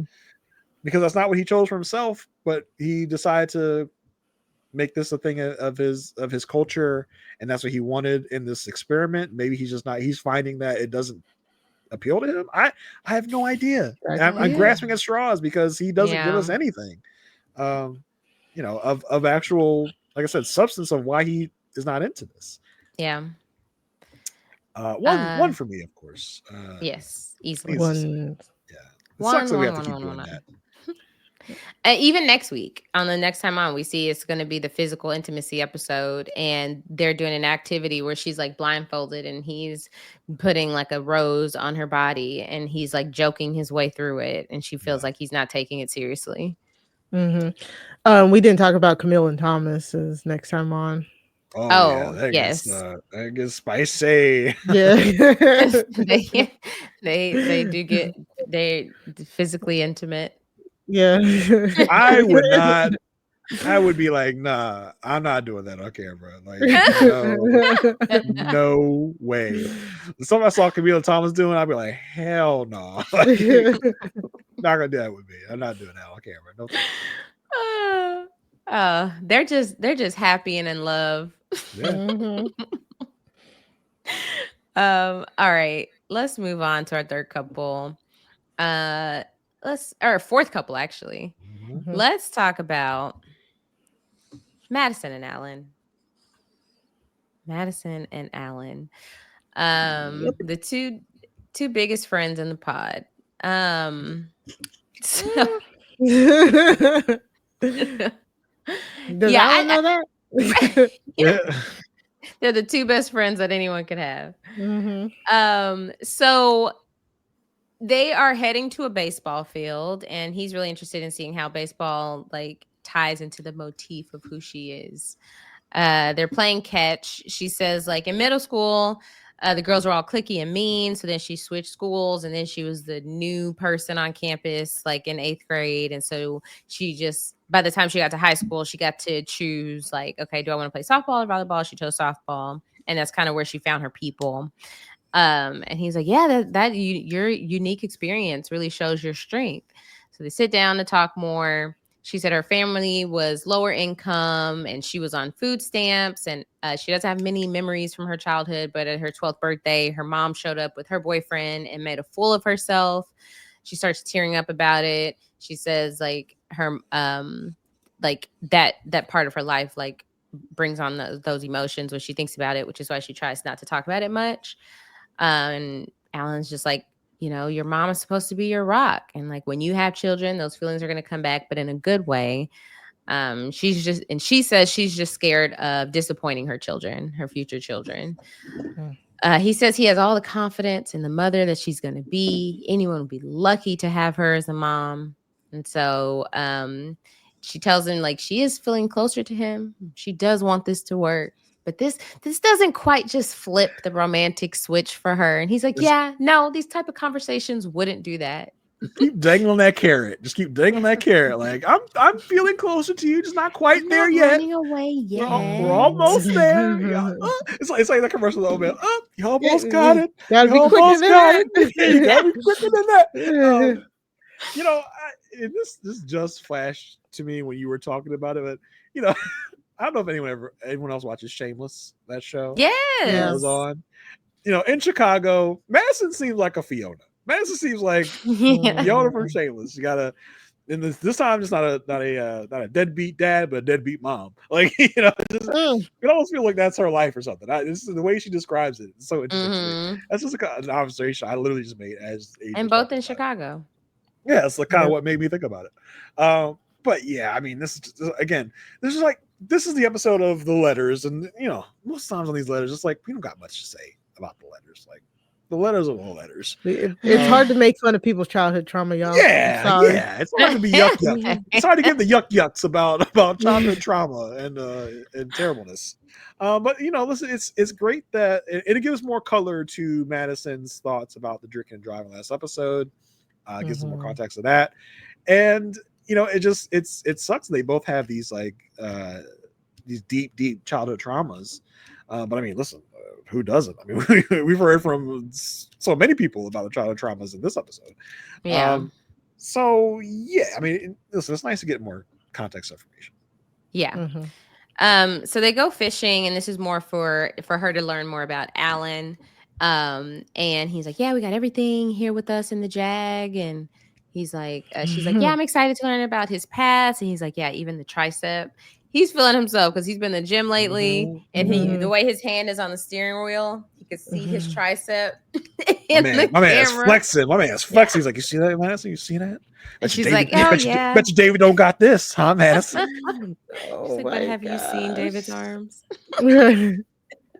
See that man's shoulders? Show me your shoulders, Alan. I bet your shoulders look like nothing on So, and all she does is laugh it off. And so he just talks about how his dad fishes every week. He only fishes when he gets opportunity to, but like growing up, that's something that him and his dad did to bond together. They would go out there for hours. Sometimes they wouldn't even talk. That was just their time to bond together. And he's teaching Madison how to fish. He said like growing up, like before he was born, his dad and mom tried to reconnect, didn't work out, and then he went through like a 14-year custody battle. He said it was like his parents talked really bad about each other to him, so that was a challenge. He talks about how like she asked him about like his first relationship, and he said like from 15 to 19 was his first relationship. It was a long distance situation, and he had a lot of, and they bonded over having shared trauma. But then he found out the girlfriend had been cheating on him with 15 guys. Yikes. Good Lord. So you have some trauma from cheating. Oh, yikes. Which is a little scary for what's to come. This is all speculation. We don't know. Allegedly. I know, they're giving us too many signs. They are. Yeah, way too many. And so he talks about how like he had a really close relationship with his stepsister growing up, but he hasn't talked to her since 2003, and he feels like she blames him for her lack of childhood because of everything going on with his dad. And he said the day before the wedding was the first time he had heard her voice in 18 years. And Madison's like, it's not your fault. He's like, I know. And he's tearing up. And, we get a confessional from her saying, she could appreciate, getting to know a little bit more about him and where he came from. And Matt and Alan's just like, if we walk out of here with a marriage, like that would mean everything. And they hug. Bruh. So they hug. She's like, okay, give me a hug. She literally says, you have 5 seconds. Give me a hug. I'm like, she probably wasn't serious, but like it was still annoying. Right. So he hugs her. Like he gets all he can from this hug. This is the most contact he's gonna get since the wedding. So he hugs her. He like picks her up. He's like, oh, he gives her like a great big bear hug. He sets her down. He pats the like top of her butt. He I'm did. Like, oh, he did. like, I saw that too. I was like, that's interesting. You take a full advantage. They cut it real quick, but I wonder she was like, don't do that. Like, she's like, Madison probably like, David better not see that. I'll have to explain that later to my boyfriend. Yeah. But yeah, listen, boy, Alan's childhood is like this. It was rough. It seems very, very yes, rough. Which is why I think the experts really thought, like, man, they're gonna have so much to talk about. They're gonna field day with all this childhood trauma. They can swap stories back and forth why their parents are so terrible. This is a perfect match.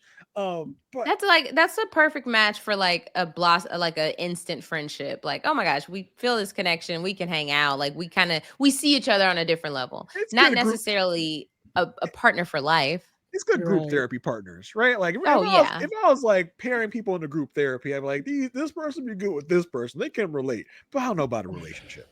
I did appreciate the background of like, it seems like, I think we already kind of surmised this, but it seems like, mom and dad from two very different sides of the track. Like he mentions that his mom had to do everything pro se. She couldn't afford an attorney, so she had to do all the legal work herself.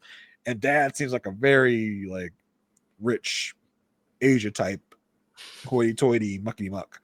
Like it just seems like that type of relationship was there. So it was very interesting to hear more about that. And he talked about his stepsister. It was like, right before the wedding, she called him and said, it's not your fault, Alan. It's not your fault. And he got nice and emotional. So yeah, this is very, very, very informative. Yes. About how Alan sees the world. And I'm surprised with like if his dad being a person of means and his mom not, that it was a 14-year battle. Like Mm-hmm. normally that money can stamp that out real quickly. Mm-hmm. Yeah. We met Alan's dad at the wedding, and you can kind of like at that time we could see of like, I can see where he would kind of be like this kind of cold, because that's what it feels like. It's kind of cold, emotionless father who, I guess for whatever reason, still wanted his son to be there for I don't know the circumstance of it all. Mhm. We kind of clocked that, I think, at the wedding. It's like, Yeah. this guy does not Mhm. seem very like Mhm. very emotional. Like Alan seems to get his emotions from his mother. Like Mm-hmm. we met his mother and his father, and we were like, yeah, we see it. We know where the emotions come from. Yeah. So, I mean, they do talk more about this in the next scene we got from them, where they're at lunch and they're talking about they're finally doing their childhood letters, and he's ready for the emotional stuff. And so he talks about he's writing to 12-year-old Alan. Did y'all get anything? I literally didn't write down a single thing from it. I mean, he called 12-year-old him a sensitive, gangsta ass baller mf'er. What happened, Alan? Did someone set you down in front of the TV and say, I'm gonna put on Cartoon Here's Network for you, Dolomite. and they accidentally turn on BET? Like, is that what happened? Like what is going on? Because it's like that's how he started this out. He's like, young Alan, like, don't be afraid to embrace who you are, sensitive gangsta ass baller. And I was like, okay, like that's how we're starting this thing out. Great. Yeah. So she does ask about the masculinity he addressed in his letter, and he's Mhm. like, well, he had a lot of feminine influences in his life growing up. He feels like he handled dating differently than his friends. He felt like he was much more sensitive than how his friends handle relationships. Madison writes a letter to her 14-year-old self. She was like, in a few years, you're going to experience a lot of grief. Take more moments with your grandma, Jane, who is going to pass away in a tragic car accident. So she starts crying, and it's now that we can feel the connection between the incident we saw a couple of episodes ago or last week. Mhm. And so she said her grandma was one of the most important people in her life, and she thinks about her every single day. Her grandma stepped in when her mom was going through her stuff. And Alan was like, yeah, your grandma was there for you, and like, I wish I can be that for you. Oh. And I feel like the effort we see from Alan consistently in his desire for Madison is what MM wants from Ikechi. Like, Mhm. that's all she wants. Yep. Which maybe we don't even have to look any further than Alan. Listen, the show's trying to make us think that's a possibility. So, hey, who knows? Who knows?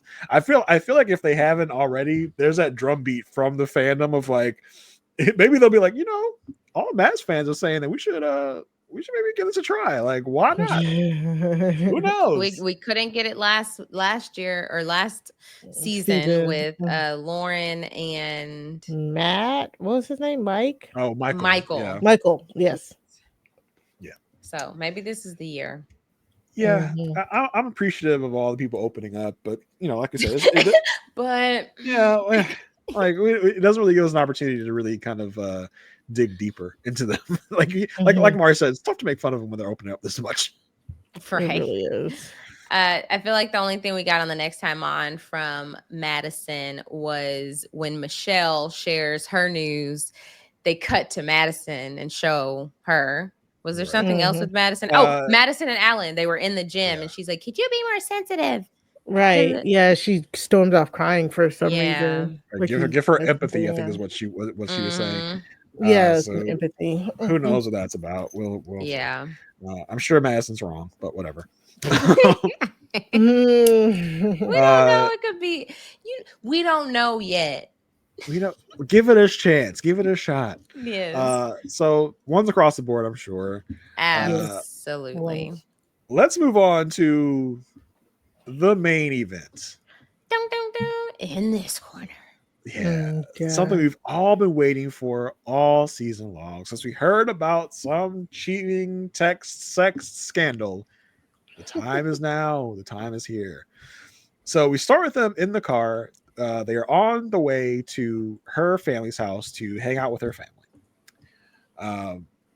It was weird because they talk about the night before. It's just, oh, what did you do last night? David says he hung out with Madison and Alan, and went out to dinner with them. I'm like, so like, y'all just aren't. I'm sure Michelle was like at her house chilling. Like y'all just are just not even. Because what she have just like for her to have asked, he didn't leave the apartment. Right. It's like, so you were on a date with Madison and Alan was also present, is what you're saying. Right. Yeah. Is what I'm hearing. Yeah, so they're on the way to meet her mom, sisters, brother-in-law, her friend, and also her dog will be there. So she says, it's going to be great to be in a safe space with my friends and family, people I love. Says I've been having a hard time in Chicago. He's like, oh, like what's going on in Chicago? She's like, the marriage? Like that's the thing I'm having a hard time with. What's been going on?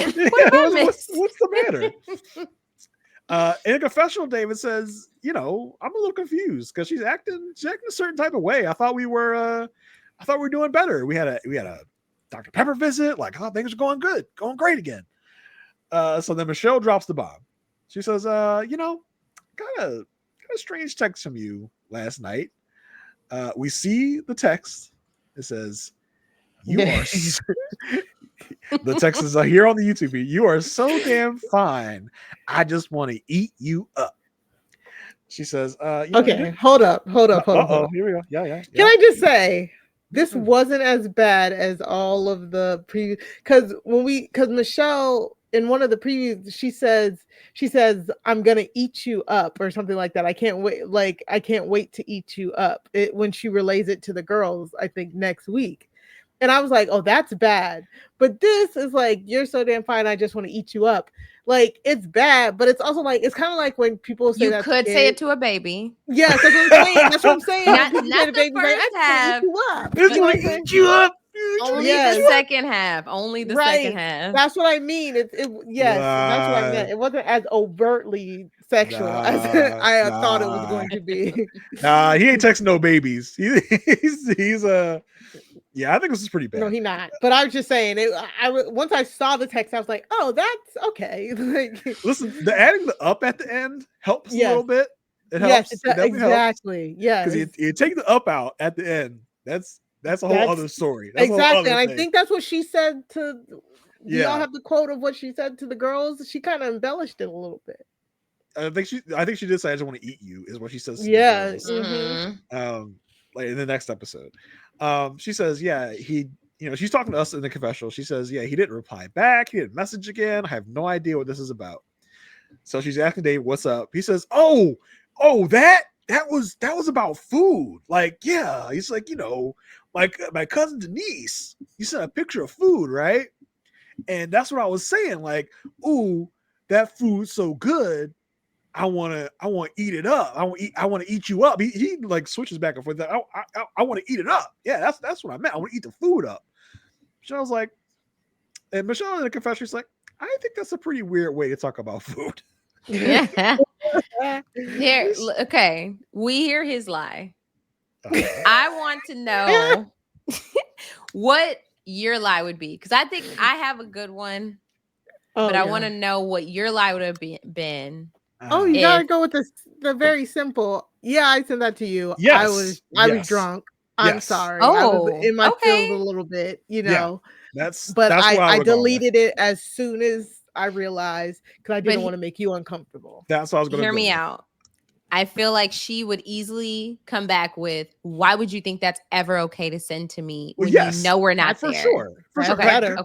Because in the moment they're talking about, she's like, I thought it was pretty weird that you sent it to me. Like, because after he admits he didn't mean to send it to her, because she's like, she says, I thought you were like sending that to me. Like, I was confused. She's like, so it wasn't a drunk text? Like, that's literally what she says. He's like, no, that wasn't to you. But yeah, that's what I would have gone with, Mario. I would have been like, you know, I was just in my feels. Mm-hmm. Even like I just wanted to let you know that I found you attractive. Like that's even that. Like I not even like a drunk. Like I just wanted to make sure you know, that even throughout all this, I still find you super attractive. I was trying to jumpstart something. I was trying to trying to get a spark, anything that would help. And I thought maybe that would try. You know, I thought I would let you know that I find you so attractive. And I thought that. better of it. Yeah. Here's what I think would have gone off without a hitch. She says, I got this weird text from you, right? He's like, oh, my bro texted me. He said, look, I just started talking to this girl. I think things are going well. She sent me this picture. I have no idea how to respond. Like, I want her to know, like, I'm interested, but I don't want to come off too strong. And then David's like, look, I got you. Send her this. That was the text. Aysha, I think you're in the David realm of you know, now let me see your brother's text. Now, there's a paper trail. There's a paper trail associated that you're not gonna be able to come up with. It's like, no, look, I delete my text every day. Every day I delete my text. There's nothing fishy or weird about that at all. At all. But yeah, Michelle says, listen, I thought it was pretty weird, and I wasn't sure why we weren't talking about it. So I didn't know. He says, yeah, you know, I just weren't sure that you got it because I deleted it. It's like, oh, poor sweet David. You just don't. How you not know that that's not how that works? He thought he was in the clear. He was like, oh, just swipe, delete. It's not going to get to her now. Fantastic, great, we did it, guys. In the confessional, Michelle's so confused. She's like, I don't understand the pronouns of it all. Like, why would you say the food was a you? Wouldn't you say it was a it? You want to eat it up? At that moment, I'm like, come on. But I think they did this for the confessional. She understands. I think from jump, she knows what this is. She absolutely knows what happened. So David then he does the worst thing you can do when you're lying. He embellishes the story even further. He's like, yeah, you know, my cousin, she was supposed to meet up with my parents. They were in Chinatown. There's this whole thing about, you're going to come meet up with us. Like, and then my parents didn't actually end up coming. So then I was like, well, I should stay. Yeah. So then. That is a dead giveaway. You're lying, trying to just keep the details going. Like you're doing too much. You're doing too much. Michelle's like, so are you sure you didn't just mean to send it to another number? Like, how'd you accidentally send that to my number? He's like, well, you know, you were the last person I texted, so you were like first on my phone. And Michelle's like, so you didn't text Madison and Alan as you were going to dinner with them? Like, wouldn't they be the first in your text? He's like, no. Well, you know, the way it's situated is that you know my phone screen's cracked, right? So you know that throws everything off. I was like, oh, damn. He said I thought I clicked Denise's name, but I clicked your name because my phone screen is cracked. Oh, David, that is David. So we get to Michelle's family's house, because remember, this is on the way to Michelle's family's house. In confessional, she says, you know what? I'm not going to bring up the text in front of my family. I was like, why would you even think to do that? Like, why was that in the consideration? Right. She's like, I don't want to make things awkward for my family. This just happened last night, but it's really bothering me, and I need to think about how I'm going to handle it. So we meet up with all the family. We talk about Michelle's past. We meet one of her friends who is not the brow lady, which we'll meet back up with later. They look similar, but it's not her. This is an actual friend, y'all. I was wondering. No service associated with this person. This is an honest to God friend that she met in the year between senior year of high school and before she got to college. She met her in college rotation. So this seems to be an honest to God friend. We hear about Michelle, like, and the friend Leslie says, you know, we thought we were going to be roommates maybe, but she was so standoffish. She was kind of boring. Just, you know, no real personality is basically what Leslie is saying. So we ended up being roommates, but we ended up getting to know each other during that first year of college. She said, and she really kind of found her voice and confidence in that first year of college. Mom talks about how much of a goody two shoes Michelle was, but she really kind of flourished and opened up in college. They asked them how things are going. Michelle says, you know, we are still struggling to find that romantic connection. And, you know, the fact that it's not there really causes her to shut down. David does say, you know, he really respects her honesty and giving it to him real. Like, you know, and, you know, they're really trying to work with each other. The friend says, you know, David, it's a shame. It's a shame you don't know the Michelle that we know. She's such a cheerleader for you. She'd be loyal and loving. Just try and give her grace and patience, and you will see what we love about her given time. I was like, again, a person like this is not meant for this experiment. Them saying like, "Oh, she needs time to open up and get warm to you." We don't have that. Like, we don't. This is an accelerated process. You have to be able to come in, feet on the ground, ready to run, ready to go. We don't have time to, open you up and get to know you. No. It's not going to work like that. So the next scene that we get is Michelle and this friend is JJ, the brow stylist. Okay. They meet up at the restaurant. Oh, that's where she's from. I was like, I think that's yeah. She was like, they let me out of that shop. So JJ's like, I really liked meeting David. He seems very fun, very kind of ride or die.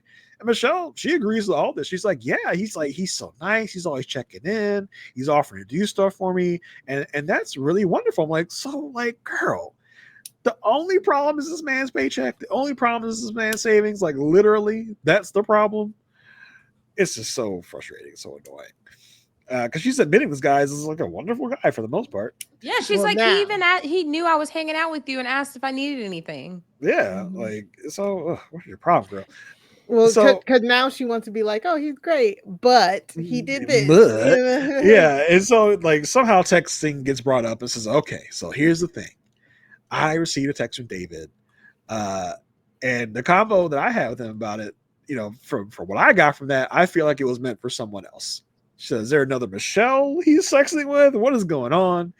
She says, we are married, so out of respect, he should wait until we figure our stuff out before he's doing anything else. She says, I'm not going back to my old hoes. I was like, oh, okay, Michelle. All right. In a confessional, Michelle says, listen, I think he got a sexy photo from someone. That's what he was reacting to. I'm not 100% sure what he's doing, but shame on him if he's actually actively physically pursuing things with other people. That would not be good. Michelle asked JJ, so would I be petty if I asked for some receipts from this? Like if I asked for proof? JJ says, no, I'm sure Dave's going to be honest with you. Like, yeah, call him out a little bit. Ask him about the truth. I'm sure he'll tell the truth eventually. So I was like, Michelle says, I don't think so. I kind of doubt it. So the moment of truth arrives. We're at the apartment. David is expecting to read the letters to the younger selves. He's all ready to go. But Michelle sits on the couch beside him and says, listen, we got to talk about something. It's about a text message. You can tell at that moment he's like, oh, here we go. Like he's like, oh boy. He says, I guess we're going to read our letters, but I guess not. He's like, I didn't see this coming. I've never seen someone want to read a letter so bad. I know. He was blindsided.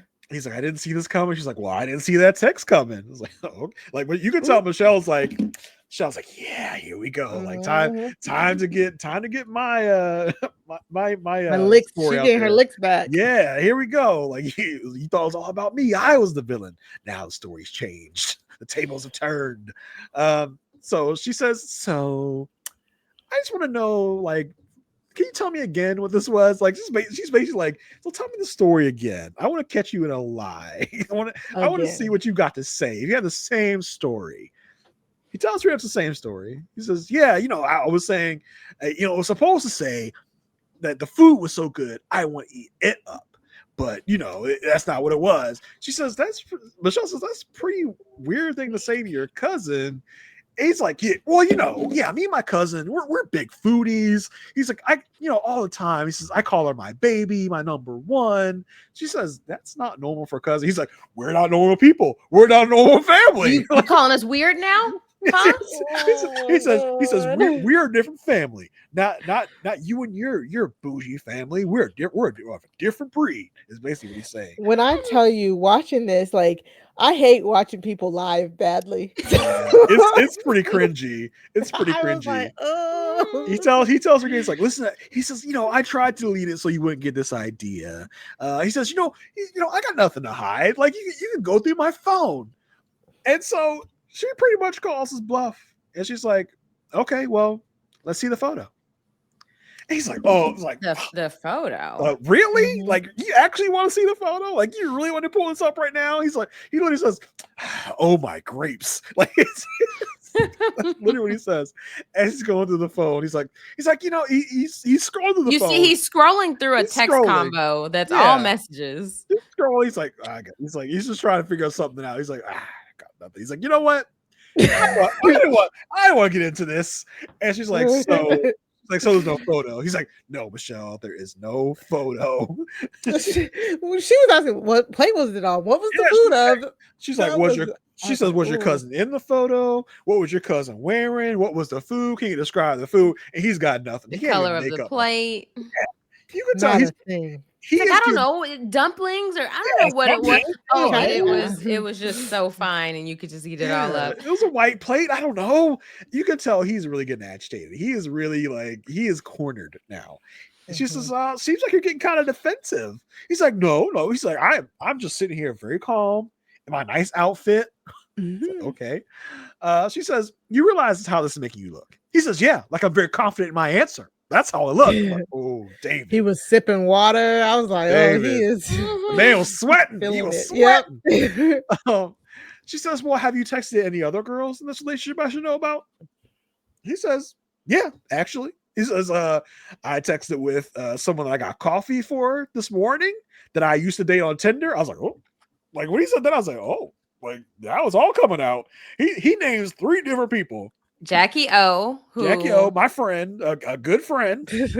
Which I was like, is that Jackie O? Like, you know what I'm talking about? The rapper? No, the one that was with DC Young Fly. I mean, I kind of doubt it. But DC Young Fly, not his baby mama, because she passed away. Right, that's what I'm saying. Oh, okay. I'm saying, when was that? I mean, I kind of doubt it. That was a minute ago, though. I think you can, like, you know. A few years. It's June 2023. I think there are other Jackie O's out there, Aysha. I don't think. No, why would he say Jack? That's a very specific name. Like it's not like, oh, Jackie. Why wouldn't he just say Jackie? Why did he start naming people? Sorry, this is a big question. I know. Put us off track, Aysha. Like, no, when he said that, I was like, wait, he was friends with Jackie O? I highly doubt I'll do more research. Why would you highly doubt it? I don't know. I doubt it. It would be quite a coincidence. How? He lives in Chicago. I'm sure he has an Instagram. Is she from Chicago? I don't know. You act like he lives in the middle of nowhere, Montana.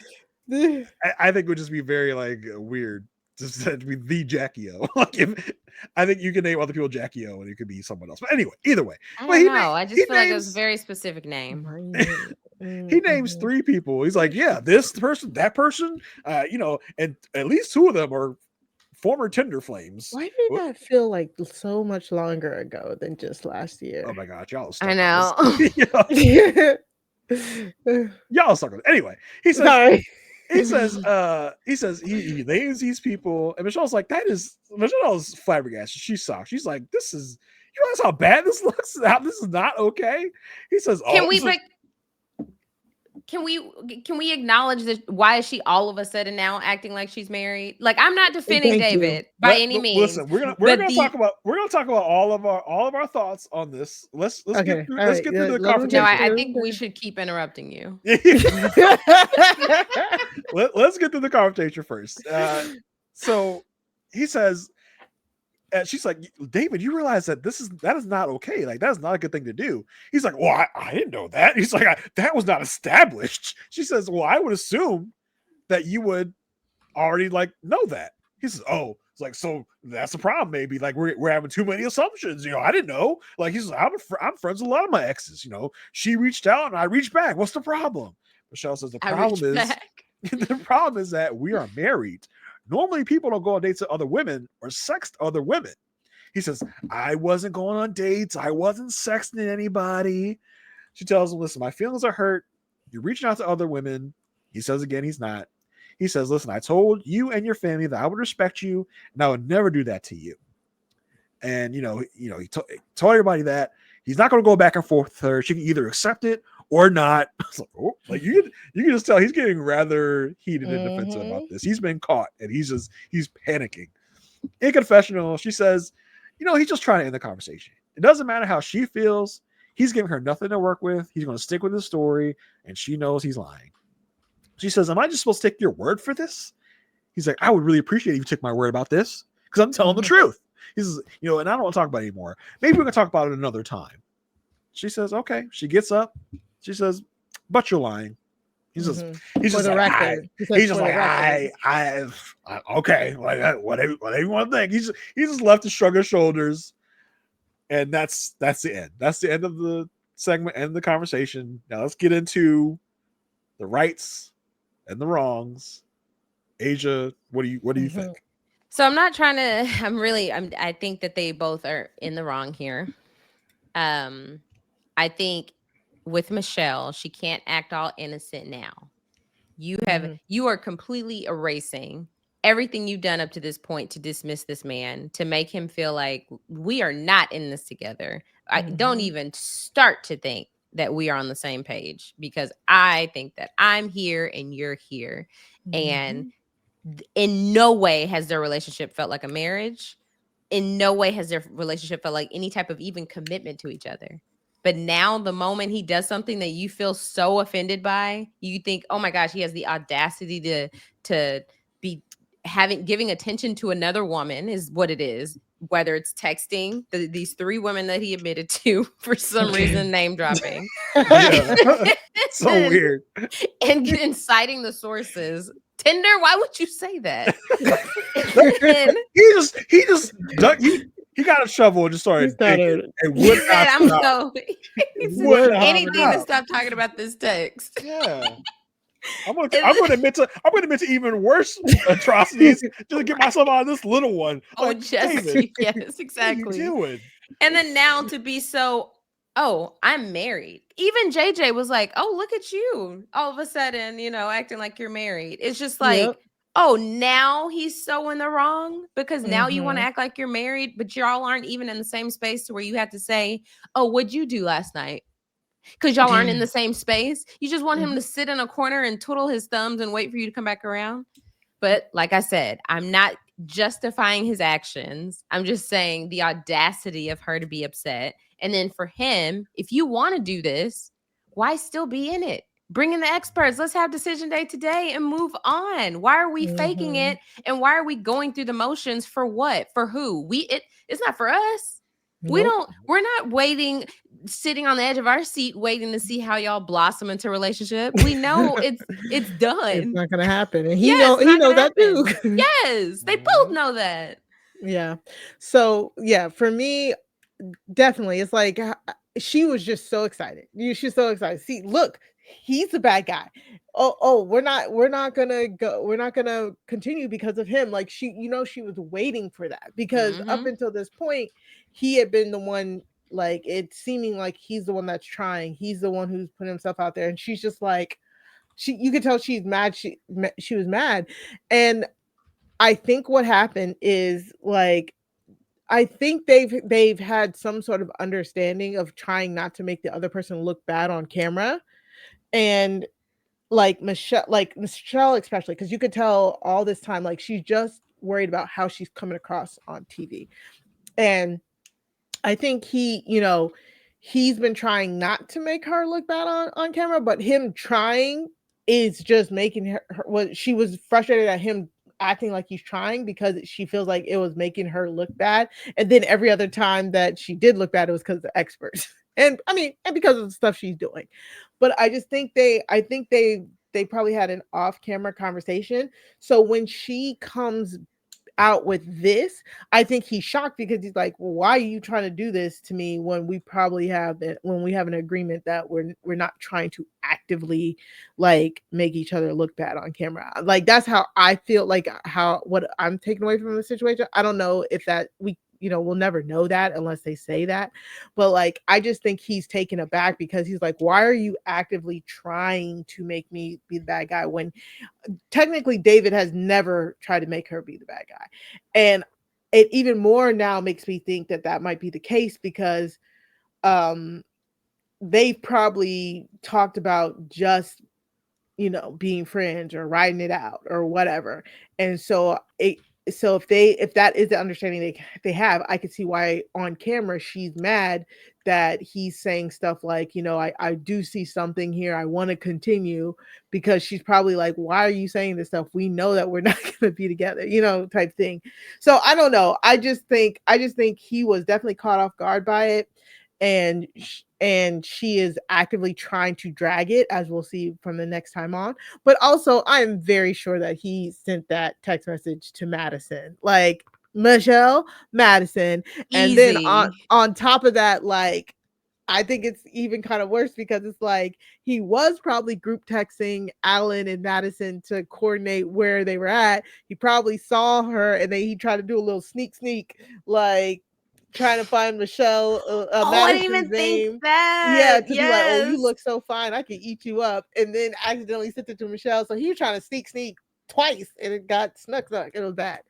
Yeah, I think this is real bad. Yeah, I don't know about the secret conversation or anything because I feel like the situation for David and Michelle is what they're presenting, right? Michelle, she doesn't see us. I don't think there was a secret conversation. I'm like, let's just get through this. I think she has just not talked to him. They just haven't talked. So he's just like, well, this is DOA. Like, I'm gonna live my life. The problem is you just can't do that. Like, when you're in this situation, like, you need to, if you're going to do that, just quit the show. Like, that's all you need to do. Like, no one is holding you there hostage. Yes, the producers will talk your ear off, try to convince you to stay in the marriage. The experts will come to convince you to try to stay in the marriage.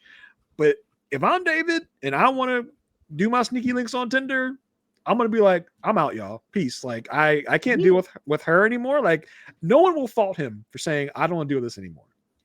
Instead, he's being duplicitous. He's being deceitful and saying he wants to keep this going. He wants to see if there's something there, all the while doing these things on Tinder. Yeah, obviously. That doesn't look good. So we have been 100% Team David, rightly so. She treated him like trash, like garbage.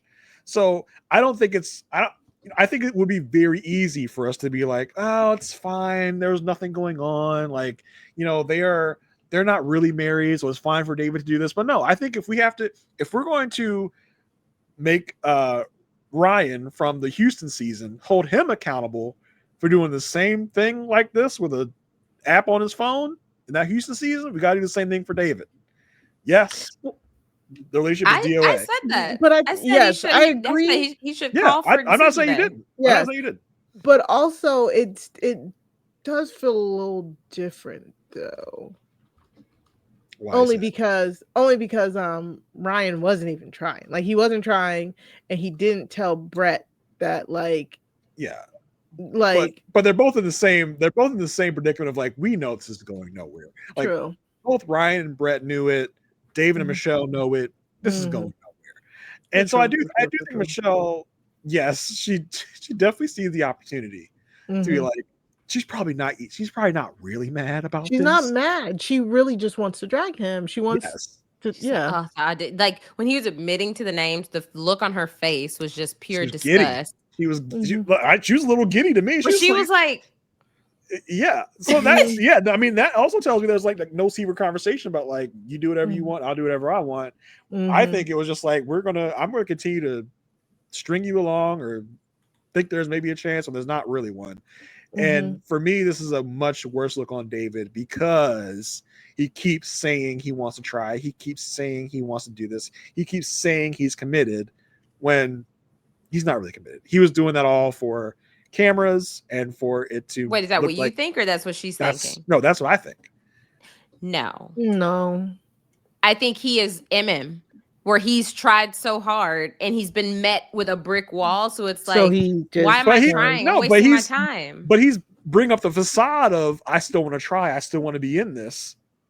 because that's what he's been saying the whole time. He's never said, I don't think there's anything here. There's no point of me being here. He's never said anything like that.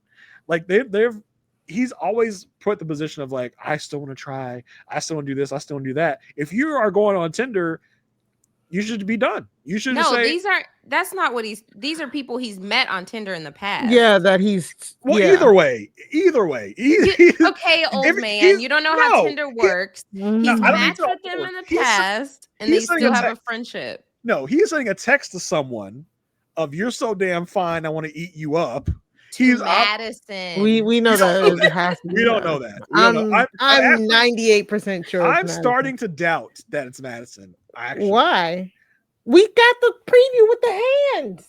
But I think that hand preview is on the Where They Now special. I think it's after decision day and they have decided to pair up. I think that's what that hand thing is. I don't think we're getting that hand thing within the season. I don't think Married at First Sight would do that. But they're still like...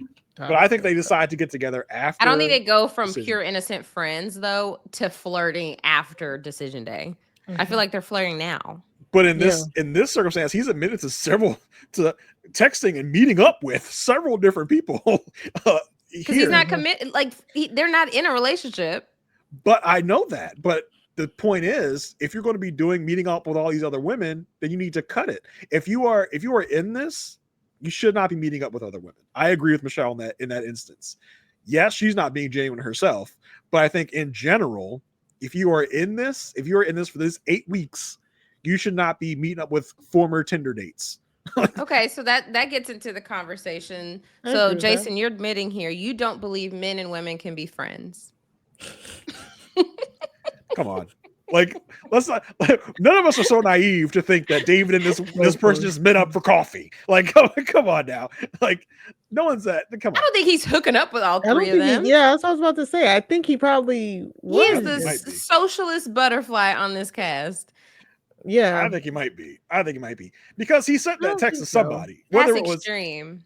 But the text tells me all I need to know. He is doing things with someone, whether it be Madison, whether it be anyone else. He's sending those texts to someone, so he's not innocent here. Like he's like Jason. That's not a sext. That's very mild for a sext. But if you were in Married at First Sight, all I'm saying is he needed to quit. If he was going to be sending these text messages to people, he needs to quit. I agree. I'm not challenging that. They need to stop. Yes, I do think it would be. I could see your point. If the texts were, you are so damn fine, I just want to eat you up, can't wait to see you later. Then there's this insinuation that stuff is actually happening. It's not okay. Take any physicalness off the table, even if there's no physical. Okay. This is still wrong. This is still not the thing to do. Yes, even if it's, I agree with you. We're not saying it's not right. It's wrong. It's wrong. So where are we differing? We're differing as to how we got here. We're saying that David he's been trying. He has gotten to the point where there's no point in trying. We've seen him her belittle him. Like everything that Akechi says that MM does to him, like Michelle has actually done to David. Totally. And that he is just at the point where he's just like, well, now I'm gonna like talk to people on the side. Then now quit. Don't fake it. Then quit. That's what I'm saying. Yes, I agree with all that. Michelle's owed no loyalty by David. Exactly. All. Right. But he should have quit before sending these text messages. Mm-hmm. If he is maybe the experts are running late. Maybe they're like the experts aren't available this week. Maybe. If he is thinking of sending this text to anyone, then that should be his sign to say, you know what? I need to be out of this because I could be doing other things rather than sitting here with Michelle looking her in the face and pretending like I care. Because he doesn't. And he says those things like, I want to try, I want to do this, I want to do that. No, he doesn't. He's doing this to have the save face on camera. To say he wants to try. He doesn't want to try. He's flirting with other people. Well, you've turned on him. I think he's been pushed to this point. No, I think this is a David exposed party. If you're asking me, this is David exposed. Party of one. Listen, I'm sure that the Facebook group is going to be jumping They And will be jumping. And yeah, honestly, if Michelle wasn't such a big, yeah, distraction, Oh treated him yes, I poorly, we definitely. yeah. probably I would think be jumping yeah, on I the think on the David trail. But that's where the it's like both bias. of these people are not good to For each sure. I other. definitely think I feel this way because of how Michelle has been. Yeah, Yeah. that's where the bias comes in because when it was Ryan, we were like, "Oh, that dirty dog, Well, he he was being sucks." very mean to Brett. Yeah, but I'm saying like give that same energy to David, who's also cheating on his wife that they weren't going to be married anyway. But he wasn't being mean to her though. But that doesn't matter. Like he's still cheating on her. Like True. take the how they treat each other out of it. They're still cheating No, on that's the other very person. important because that's large reason how I feel about how I feel the way I feel about Ikechi because of how he treats her. Mm-hmm. Right. And I listen, but have the same energy for cheating on someone else's spouse, even though we know the marriage There's is no going nowhere. evidence of cheating yet. No, brother. Okay. All right. What can we talk about the This next was time cheating. on? Yeah, let's talk about the next Yes. time on. This was emotional cheating, if nothing else. Okay. I'll Yeah. say that. So yeah, next time on, we get Michelle talking to the ladies about the text. We also get a Pastor Cal visit, and he's asking about. So like, do you have your phone with you? Let's see it. And David says, I don't want to bring her into this, which I think he's meaning his cousin Denise. Yeah. Because that's his story. And we do see Michelle literally on like some footage shot would look like an iPhone 6. Yeah. Looks like she's literally talking to cousin Denise, asking if this is authentic. Like, what do you have to say about this? And we hear Denise saying, I don't agree with this. I don't condone it. So we don't know what that's going to be. Like, we don't know if it could be her talking about David, not condoning him lying and using her in the story. It could also be about Michelle contacting Denise, like she doesn't want to say anything bad about her cousin. So why is she it literally could be either one. I think it's more so her talking about David, but honestly, it's like, why are we going through all of this? Just when we all know it's a lie. End it. You don't care if it was about food. He doesn't care that her feelings are hurt now that he's been caught texting another girl. Let's end it. Like hopefully this is the fuel. Hopefully this is the fuel to get them done and dusted. 10 toes down on that lie. So that horrible lie, like horrible, awful, terrible. The lie heard around the world. That was think terrible. About. Someone teach this man how to lie, please. So you guys are steadfast in thinking that text was to Madison. Oh yeah, I really think it's to Madison. I'm actually going to change my stance a little bit because I think this might be an after the show romance. We never said that we thought it was going to be in season because I think it's gonna be a slow burn, and we might not see the result of it. But I think, I mean, if this sex was to Madison, things are already starting. Like, yes, I think it is because this is a compliment. Why do we keep getting? I don't think it's started yet. We keep getting these little like moments. Breadcrumbs. It's a tease. Little breadcrumbs of I think it's a tease to where they now. I think it is. I think they are. They are. Where are they now is now a part of the season. Like the past 3. Well, yes. You know what I'm saying? Yeah. But it is a different phase. Like it is 6 months after all this going on. If this was before decision day and we got the hand picture with David and Madison, I would be like, whoa. But I never thought that. Now, after we get decision day, whenever that is for each of these couples, then I would be totally fine with it. I don't think it would be a cheating scandal or whatever. But I don't think this was to Madison. I don't. I think it's going to be different. It's going to be some other random person. We'll see. We'll see. Yeah. I'm glad we are all at different. Well, me and you two are at different viewpoints about this. It makes for fun fodder on the podcast and on the Facebook group. So we'll see. We'll see where that lands with all the audience. Yes, in our listenership. Well, that was our episode, ladies and gentlemen, episode 12 of season 18. Hopefully you enjoyed the pod. Make sure you go subscribe to Love at First Sight feed. Make sure you go join our Facebook group where the password this week is Eat You Up with the letter U. Look up A Perfect Match podcast. That's where you can find us.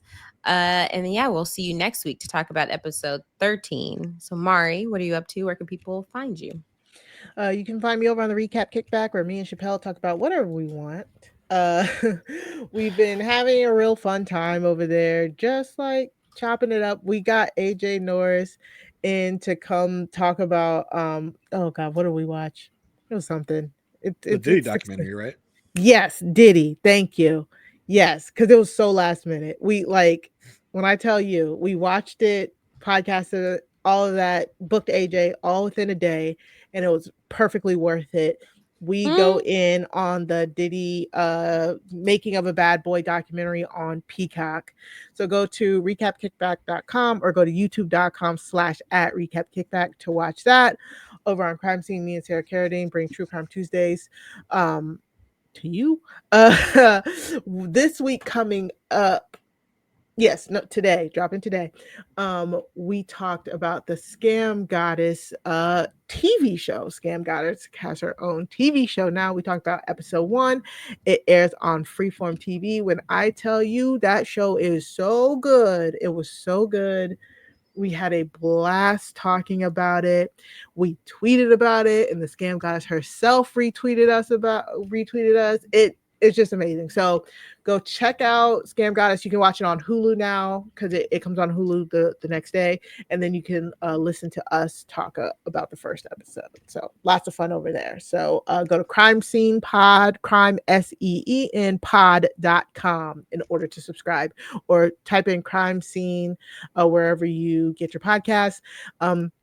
Specifically on Spotify, because we've had people having some issues on Spotify. Type in Crime Scene on Spotify and subscribe to that thread.